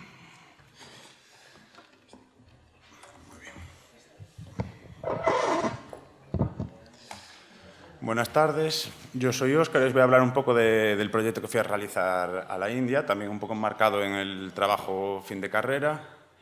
Y os voy a hablar un poco de la escuela en la que estuve yo. Es esta escuela que veis en la fotografía. Es una escuela pequeñita y modesta de una ONG gallega en una aldea india de la zona rural de la que hablaba antes Lansi y donde en aquel momento no había acceso a la educación. Esta ONG gallega creó allí una escuela y empezó a impartir educación en esta aldea llamada Pubey. Con el paso del tiempo, el gobierno fue haciendo escuelas alrededor, esta necesidad pasó a un segundo plano y entonces se adaptaron un poco a las necesidades que tenía el país y ahora funcionan un poco como escuela para la gente de la aldea más cercana y luego como residencia donde traen a niños de otras comunidades, ya sea porque no tienen acceso a la educación en su comunidad, ya sea por carencias en la alimentación o por lo que sea. Bueno, pues los padres los envían aquí, tienen una educación buena, mejor que muchas escuelas del gobierno y bueno, aunque es duro y dejar allá a los niños, pues al final ellos están contentos porque saben que es un futuro que muchas veces no pueden obtener con los medios que ellos tienen. Yo fui allí a realizar el nuevo saneamiento de la escuela, era la historia que empezaba a contar Rubén antes. Bueno, pues con la necesidad, al haber cambiado la necesidad de tener niños internos, pues a aquellos les quedó corto y entonces yo fui a hacer la red de saneamiento formada por todas las tuberías que recogen las aguas residuales de los baños, un tanque de tratamiento de estas aguas y una cama de transpiración. La escuela estaba en una zona de arrozales y entonces no se puede hacer un proyecto como lo que se podría hacer aquí en Galicia, que es tú tienes una fosa séptica o un tanque que filtra hacia el terreno. Allí el terreno no filtra, es como una piscina. Entonces, la opción por la que se optó fue una cama de arena, básicamente, con unas tuberías debajo, que lo que hacen es expulsar el agua y el agua se evapora al ambiente. Como veis aquí, el terreno, yo partí de cero, tenía un terreno en el que no había nada. Había implantado arroz el año pasado y en este momento no había nada. Hicimos una excavación. En cuanto excavamos 1 metro apareció agua ya. Fue un poco complicado porque al final tuvimos que acabar con medios manuales. Aquí tenéis una sección de lo que sería el tanque de tratamiento de agua, una primera parte más amplia donde entraría todo el agua directamente y una segunda parte esa con paredes, que sería donde se ejerce un poco la labor de filtrado, las bacterias hacen un poco el tratamiento y luego saldría ya hacia la cama de arena que os hablaba antes. Aquí vemos cómo se terminó la excavación, los vemos ahí pues descalzos y metidos ahí con los pies en ese barro. Vamos viendo un poco cómo fue. Esto sería, digamos, el hormigón de limpieza, donde luego se realiza la estructura. Ahí se hacen las cajas para empezar a meter la estructura, la armadura. Como veis, son todo hombres. Ahora, en la siguiente foto veréis que están las mujeres. En la construcción india las mujeres están muy integradas, pero el trabajo que tienen es totalmente de carga. Los hombres, digamos que son técnicos, ellos son los que saben colocar las armaduras, los que saben colocar los ladrillos, y ellas son las que le llevan los ladrillos, le llevan la masa y le llevan el material. En realidad, el trabajo fuerte de la construcción lo llevan ellas. Aquí las vemos, pues eso, realizando un hormigonado y se pasaban horas llevando hormigón en unas palanganas en la cabeza. Esto ya era de noche, el hormigonado este que estamos viendo, pues esta primera fase probablemente serían las 10, 11 de la mañana, que fue la hora a la que llegué yo, y esto os puedo asegurar que a las 11 de la noche estábamos ahí con esas luces, y bueno, también por los medios que son totalmente manuales. Esto aquí en España sería impensable, claro, sería rapidísimo. Aquí podemos ir viendo cómo va avanzando un poco los muros ya. Esto sería el equivalente a una hormigonera aquí en España, ¿no? Sería este hombre con este sacho y ahí mezclando, descalzo, como podéis ver. Las herramientas, pues una escobita, una plomada y un martillo, y con eso trabajan. Este es el entorno del que hablaba, pues eso, solo hay campos, campos y campos. En este caso, los más verdes tienen lenteja, por si os interesa. La primera fase de cultivo plantan arroz, y en la segunda fase, que es cuando ya se queda un poco más seco, plantan la lenteja, el dal, que es la base de su alimentación junto con el arroz. Aquí podemos ver cómo va avanzando un poco la fosa. ¿Veis? La primera parte más amplia, que es donde decía que se almacenaba el agua, y luego la parte del filtrado. Unos bambús, toda la estructura se realiza con bambús en India. Es algo que, bueno, no me sorprendió porque lo conocía, pero a priori puede parecer un medio no seguro, y yo os puedo decir que allí no tuvimos ningún problema y he visto edificios de 5 alturas con andamios realizados con bambú. Esto es el final, ya cuando se hizo toda la tapa, y ahí, no sé si lo podéis ver, ahí en pequeño hay una bomba de achique conectada con unos cables. Bueno, de mis principales preocupaciones durante el desarrollo de este proyecto era la seguridad, porque no había medidas de seguridad, no había unas vallas, no había nada. Y sobre todo la electricidad y el agua, que ellos lo mezclaban sin ningún tipo de miedo, y a mí me daba pánico con tantos niños allá alrededor. Luego está la segunda parte, que serían las arquetas, que son las que recogen y distribuyen. Aquí vemos cómo las van fabricando, bueno, las van construyendo, la colocación. Esto sería todo lo que recoge de los baños, la distribución, y esto sería un poco un esquema de la cama de transpiración, que es la cama de arena esta que os hablaba antes. Se harían en esa zona donde está el tractor, están empezando a excavar. Ahí vemos a los niños. Los niños de la escuela, en cuanto tenían un rato libre, siempre querían venir a ayudarte, venir a echar una mano, hablar contigo, ver qué es lo que hacías, y al final estaban deseando que les dejases llevar un ladrillo de un lado al otro, y ahí los podéis ver todos, cada uno con 2 ladrillos, y se pasaban así la tarde riendo y llevando ladrillos. Claro, están en una zona donde tampoco tienen mucho ocio ni tienen nada que hacer, más que pasear en los arrozales. Aquí vemos cómo se empiezan a colocar los sacos perimetrales para recoger toda la arena. Y bueno, vamos viendo un poco la evolución, cómo se van haciendo las líneas donde se colocan las tuberías. Ahí ya tenemos las tuberías colocadas. Esto sería, digamos, una de las partes más importantes de este proyecto, porque hay que ser preciso, las líneas tienen que estar a la misma distancia para que la distribución sea uniforme y el proyecto funcione. Y bueno, aquí es donde tuve yo la mayoría de los problemas, porque el tema de la precisión no es algo que ellos llevasen muy bien y se fiaban mucho de ella, y entonces había que estar allí discutiendo, porque 1 metro era 1 metro y no es lo mismo que estén todas a 1 metro con que unas estén a 1 metro y otras a medio metro. Aquí un poco otro esquema de cómo funciona, aquí una imagen un poco más cercana, y aquí esta imagen es bastante representativa. Como ves, toda esta tela blanca está formada por sacos. Son sacos reciclados de arroz y de azúcar. Nosotros aquí teníamos una necesidad, entre la grava y hay una capa de grava, luego van unas tuberías, y entre las tuberías y la arena hay que colocar un material, un geotextil, que aquí se encuentra en cualquier lado, sin mayor problema, y que hace que la arena no se meta dentro de las tuberías. Nosotros llegamos allí y nos encontramos con la imposibilidad de encontrarlo en el mercado local, ni en el mercado, digamos, más o menos cercano, moviéndote 1 hora o 2 horas en coche. La posibilidad que nos ofrecían era importarlo, implicaba un tiempo y unos costes que no podíamos asumir, y entonces tuvimos que buscar una solución pues, artesanal, y fue encontrar un hombre que se dedicaba a recoger los sacos, a reciclarlos y a venderlos. Nosotros le compramos los sacos, tuvimos que buscar a otra persona que se dedicase a coserlos, nos los cosió y nos hizo como unas telas gigantes, que fue lo que colocamos entre las tuberías y la arena. Y bueno, funciona. No hay aquí una foto de la cama llena de arena, pero porque yo tuve que salir de India antes por el tema del visado, pero me han enviado las fotos, me han dicho que está funcionando y bueno, que están contentos con la obra. Y bueno, hablaros un poco de mi experiencia. Personalmente es una experiencia muy positiva. Como decía Adrián, conoces otra cultura, conoces otra otro estilo de vida y otras condiciones. Valoras mucho más lo que tienes aquí. Cuando vuelves, era mi primera experiencia en un país del tercer mundo. En cuanto llegué aquí de vuelta, las aceras me parecían un lujo, porque llevaba allí 4 meses y no me di cuenta hasta que llegué aquí, pero cuando me llegué aquí ese tipo de cosas te parecen claro, lo valoras. Y profesionalmente fue mi primera experiencia con un trabajo real, conocí cómo se construye en otro lado. En nuestro caso yo creo que nos viene bastante bien porque hay un campo de mercado para los técnicos, digamos, con una formación como la nuestra, occidental, europea, que ellos valoran mucho y entonces pues esto nos puede abrir puertas tanto de empresas europeas que vayan a construir allí porque tienes una primera experiencia en el país y con el personal que trabaja allí, o para empresas de allí que quieren un técnico que tenga experiencia con sus trabajadores. A mí me parece profesionalmente me parece muy positivo. Y luego mi relación con la ONG fue perfecta. Me recibieron con los brazos abiertos, tanto los trabajadores como los niños siempre tenían una sonrisa, siempre te ayudaban, siempre te ofrecían todo lo que tenían. Te pedían que participases con ellos en tu tiempo libre en acudir a una clase de baile a verlos, a una excursión que hacían al pueblo de al lado querían que fueses, y un poco te conviertes en la novedad y la persona que les aporta algo distinto a lo que ellos ven allí en el día a día. Y puedes llegar a tener con dificultad, porque su inglés tampoco es muy bueno y su base es el Oria, en este caso porque están en la región de Orissa.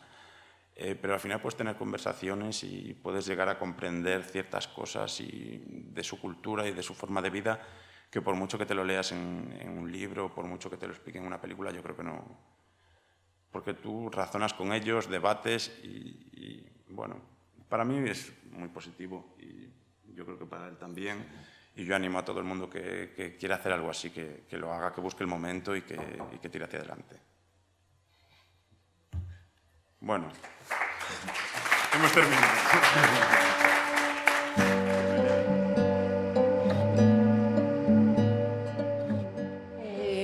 Bueno, yo voy a ser muy breve, ya al final.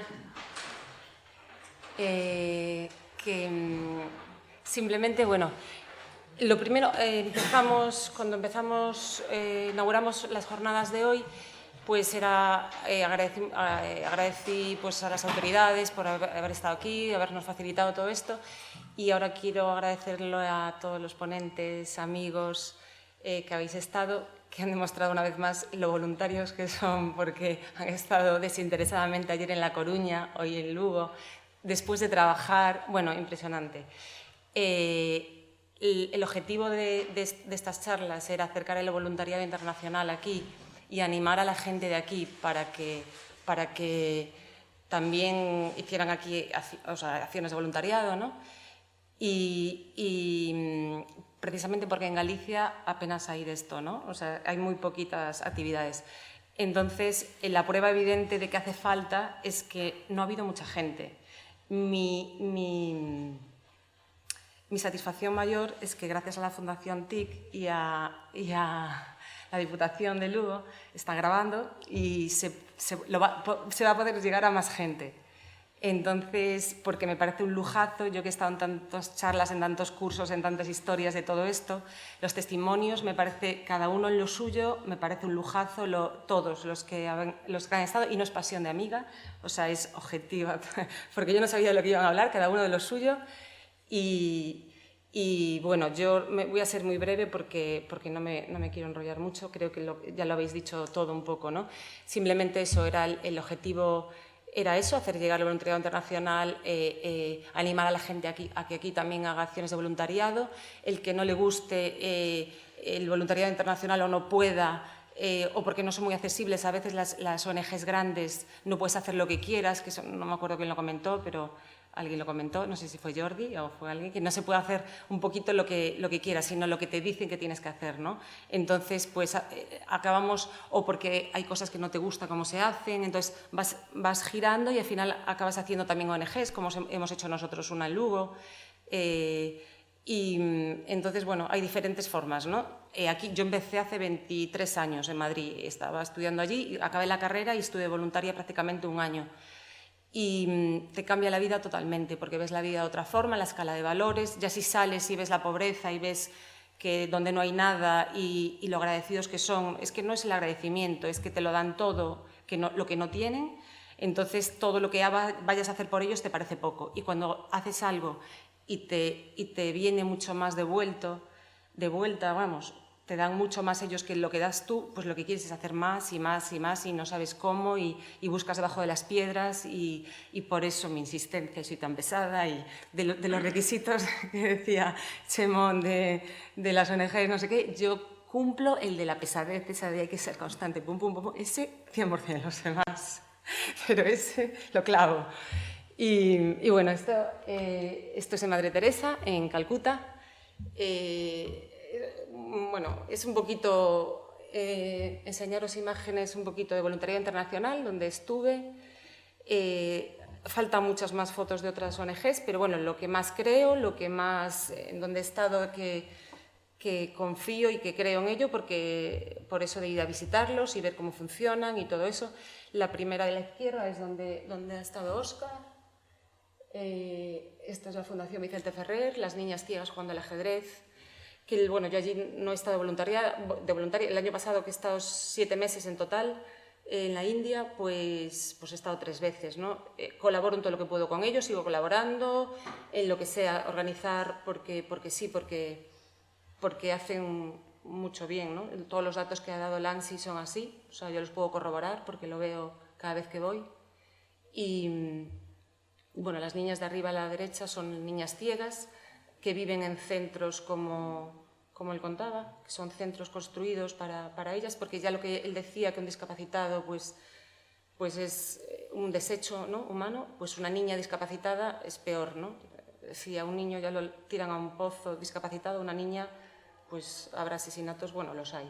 Y aquí son mujeres, las mujeres discapacitadas, de hecho, tintando ropa. La fundación también, esto es niños con parálisis y con problemas traumatológicos. Aquellos New Light, que la conoce también Vivi muy bien, en Calcuta, de Urmi. Madre Teresa, de Calcuta, que yo corroboro también lo que dijo Vivi.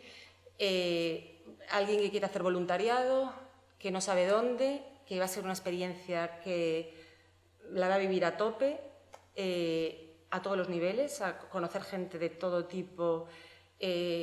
Yo os recomiendo además que se vaya a la misa de las monjitas de las 6 de la mañana, porque ahí hay una mezcla de todos los países, da igual las religiones, es una comunión con angelitos, que son las monjitas cantando, y a partir de ahí ya es el desayuno con voluntarios y ya te empiezan a dispersar en donde tú quieras trabajar, ¿no? Donde quieras y donde haya hueco ese día, porque todos los días del año hay voluntarios y muchísimos. Y bueno, yo además conozco varios centros de Madre Teresa y en la primera foto estaba allí, yo quería ir con niños, tenían un virus en los ojos, bueno, me tocaron personas mayores, el que quiera ser voluntario también, que no lo haya hecho nunca, yo siempre lo digo, que es mejor, estuve hace poco unas jornadas en La Coruña, universitarios que los poquitos que eran voluntarios se metían a lo que le contaba el vecino y no, debes de interesarte, por eso es lo que queremos nosotros acercar a la gente en Galicia. Hemos recopilado todo lo que hay muy poquito, pero muy poquito en el sentido de que debería haber muchísimo más, ¿no? Comparado con Cataluña, Valencia, que salen por el mundo voluntarios con una mochila y también en sus comunidades pues tienen un montón de asociaciones, ¿no? Pues, bueno, pues no sé dónde iba ahora, me fui ya, qué raro, como siempre.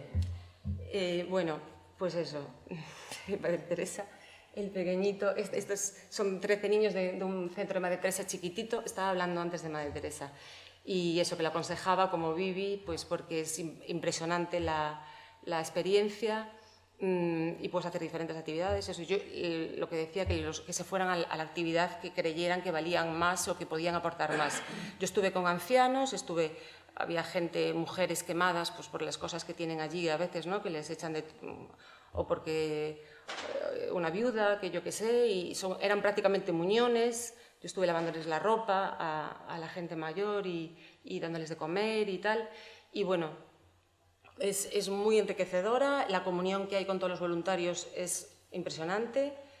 Y da igual la especialidad, ahí sí que no te van a pedir, es muy grande, Calcuta gira todo en torno a Madre Teresa, todo el mundo sabe dónde están los centros de Madre Teresa y Y eso, no te van a pedir ninguna especialidad en que tienes que ser técnico o experto en no sé qué. Ahí aceptan lo mismo que aceptan en cualquier cualquier centro de Madre Teresa, cualquier parte del mundo, da igual que seas musulmán, que seas no sé qué, que tengas un problema. Lo peor de lo peor de lo peor lo he visto yo en Madre Teresa, siempre. Y estos niños, por ejemplo, es un pueblecito pequeño, Santiniquetón, en West Bengal, y son niños que, por ejemplo, el primero que tiene una chaquetita naranja, tiene 4 años, no veía nada, tenía un problema de discapacidad.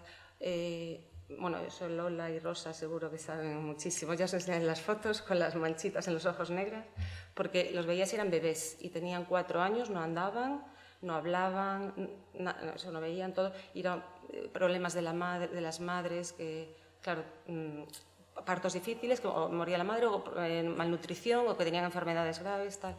Bueno, abajo es New Light. Que ahí se ve también la disciplina que tienen los niños, que también lo comentabais antes, que es una maravilla. La del medio abajo es una ONG de La Coruña, que está en Varanasi. Y la de la derecha de todo abajo es un centro en Santiniquetón, que es una maravilla, que yo flipo con ellos, porque es indio, es una ONG que también ayudamos nosotros en lo que podemos. Y tienen solo niñas de tribus, viven allí. Y es una pasada porque les llevan, es una señora con casta que se casó con un sin casta y todo lo que hacen es, han vuelto a su comunidad para ayudarles, ¿no? Y entonces, bueno, tienen inquietudes intelectuales y tal, y hay muchas señoras profesoras y tal, entonces les enseñan a cantar, les enseñan a bailar, hacen teatro. Bueno, yo cada vez que voy hacen actuaciones.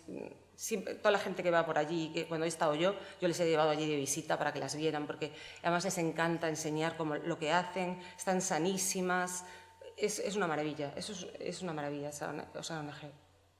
Pero ahí no aceptan voluntarios, ahí solo son indios. Esta es la ONG que creamos aquí en Lugo. Bueno, no es la ONG, son los niños y yo, o los niños solos. La ONG, estamos por ahí desbrigados, está todo ahí. Los amigos que hemos hecho la ONG, de la que nos sentimos muy satisfechos porque en poquito tiempo que llevamos hemos hecho bastante, mucho, no sé, mucho. Y sigue estando ahí, las madres siguen cosiendo, tienen un mercadillo local donde están vendiendo sus productos y a la izquierda están los niños comiendo, comían todos los días gracias a nosotros, tenían una comida por lo menos al día, les hemos llevado fruta por primera vez en su vida, solo conocían la banana, 60 niños de media y los profesores que también comían, claro, los pobres estaban muertos de hambre, comiendo, cuando les dábamos pollo era oliendo el pollo toda la mañana, ya no pensaban en otra cosa, o cuando había huevo duro hacían así como, hoy huevo, o me preguntaban a mí, hoy comida, ¿qué tal? Sabían que la comida venía a través de mí, ya tenían todo controlado. El día que yo no estaba, no les daban de comer. Eso fue una de las razones por las que ahora nosotros queremos iniciar un proyecto independiente, porque aunque pongas el dinero, aunque les pagues a la cocinera, aunque vayas a comprar la comida todos los días, te vas un día o no te vas y no les da la gana de dar la comida, porque no. Entonces, queremos ser independientes absolutamente para que coman sí o sí. A nosotros lo más importante es que coman y que tengan un calzado y escolarizarlos, porque las escuelas del gobierno en la India, el problema que tienen es que duran 40 o 45 minutos y 25 minutos están pasando lista. Entonces, clase, nada, 5 minutos. Entonces, si no hay ONGs paralelas, los niños no aprenden absolutamente nada. Entonces, la foto a la derecha es material escolar, no está Aurelia, es una señora que nos ayuda muchísimo, porque recopiló por toda la Mariña, en todas las librerías, un montón de material escolar, lo llevamos todo para allí. Nosotros todo lo que llevamos hacemos fotos, la madre, la amiga nuestra que tiene no sé qué hijos, la ropa que da, la Diputación nos va a ayudar con otro contenedor este año, y entonces llega allí la camiseta, Pilar Deiros, nuestra amiga, chándals de Becerrea, hasta que le mandé la foto con los niños con los chándals de Becerrea, que pusiera aquí, pues Becerrea, pues todo así. O sea, siempre intentamos también que las fotos, estas son las madres, una forma, en la primera ONG que estuve yo, en Rajastán, de voluntaria, les dábamos 1 kilo de arroz a las madres, ¿no? todos los lunes, para que nos dejaran venir a los niños. Entonces, es una forma de que les dejen venir, si no les dan igual, o sea, a las madres, sobre todo en las zonas rurales, les da igual que los niños vayan al cole, que no vayan al cole, pasan. Pero en el momento que ya les das una comida, ya es un problema, que es problema para ellos, no se preocupan mucho tampoco, pero bueno, ya se quedan contentos porque ya no les tienen que dar a ellos de comer, ¿no? Y luego encima les das ropita, eso ya les gusta más a las madres, que les des algo de ropita, que no sé qué, y ya les involucras a ellas, ya tienes a los niños escolarizados. Entonces, un amigo compró unas máquinas de coser y ahí están las madres súper contentas, cortando la ropa. Tenemos un profesor que les ha enseñado, que es una pasada, han hecho vestiditos, han hecho bolsitas, han hecho un montón de cosas. Y vamos a hacer un mercadillo aquí en la Diputación, que nos van a facilitar en los jardines, entonces ahora tienen que ir amigas aquí a enseñarles a hacer más modelitos de más cositas para traer para aquí para vender. Y luego cursos de adolescentes también tenemos, que es otro de los problemas que vemos nosotros, que no hay por allí. O sea, las niñas, en cuanto son adolescentes, yo en la primera ONG pasaba lo mismo. Las niñas de 12, 13 años estaban por las ventanas mirando como estábamos nosotros con los niños pequeños, ¿no? No les dejaban ya venir a clase. Entonces, porque su objetivo ya es casarlas, ya se les acabó todo, ¿no? Entonces, pues entonces, eso, les facilitamos cursos para que se incorporen a la vida laboral, para que no sea el único objetivo casarse, ¿no? Y mal casarse porque les casan las familias. Bueno, el problema que hay en la India. El de la derecha es una foto de los niños, el curso de niños para aprender a arreglar bicicletas. A la izquierda es la ropita que les damos y tal, Raj ahí con su sudadera de una amiga nuestra, que habrá pasado por sus 3 hijos, en 45 grados, con la capucha, abrigado muchísimo, pero no se la quitó, no sé cuánto tiempo. Las gorras de Repsol, estas que había naranjas, bueno, pues ya ahí las veréis que naranjas no tienen nada, o sea, son casi blancas, ¿no? Desteñidas, da igual, pero son...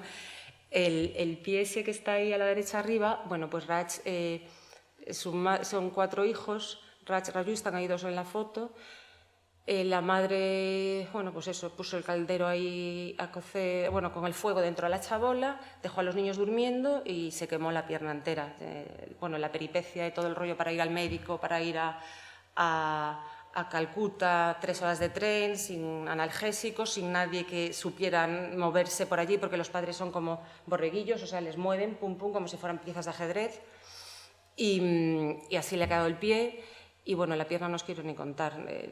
Todos los médicos con los que he consultado, porque yo le estaba haciendo las curas y tal, yo no soy médico ni nada por el estilo, me pasa lo mismo que Vivi, que es como, si fuera médico, si fuera enfermera, ¿sabes? Porque hay tanta necesidad de eso, pero al final yo también curo heridas, aunque no sepa, a mí me van diciendo de aquí. Yo estaba en contacto con uno del Hospital de Bron, con enfermeras, con Aurelia, esta señora que nos ayuda tanto, que también es una enfermera jubilada, y me decía cómo tenía que desinfectarle las heridas y lo que haga falta. Abajo son las lentejas, que es otra, bueno, nosotros compramos todo al por mayor, ¿no? Pero mayor.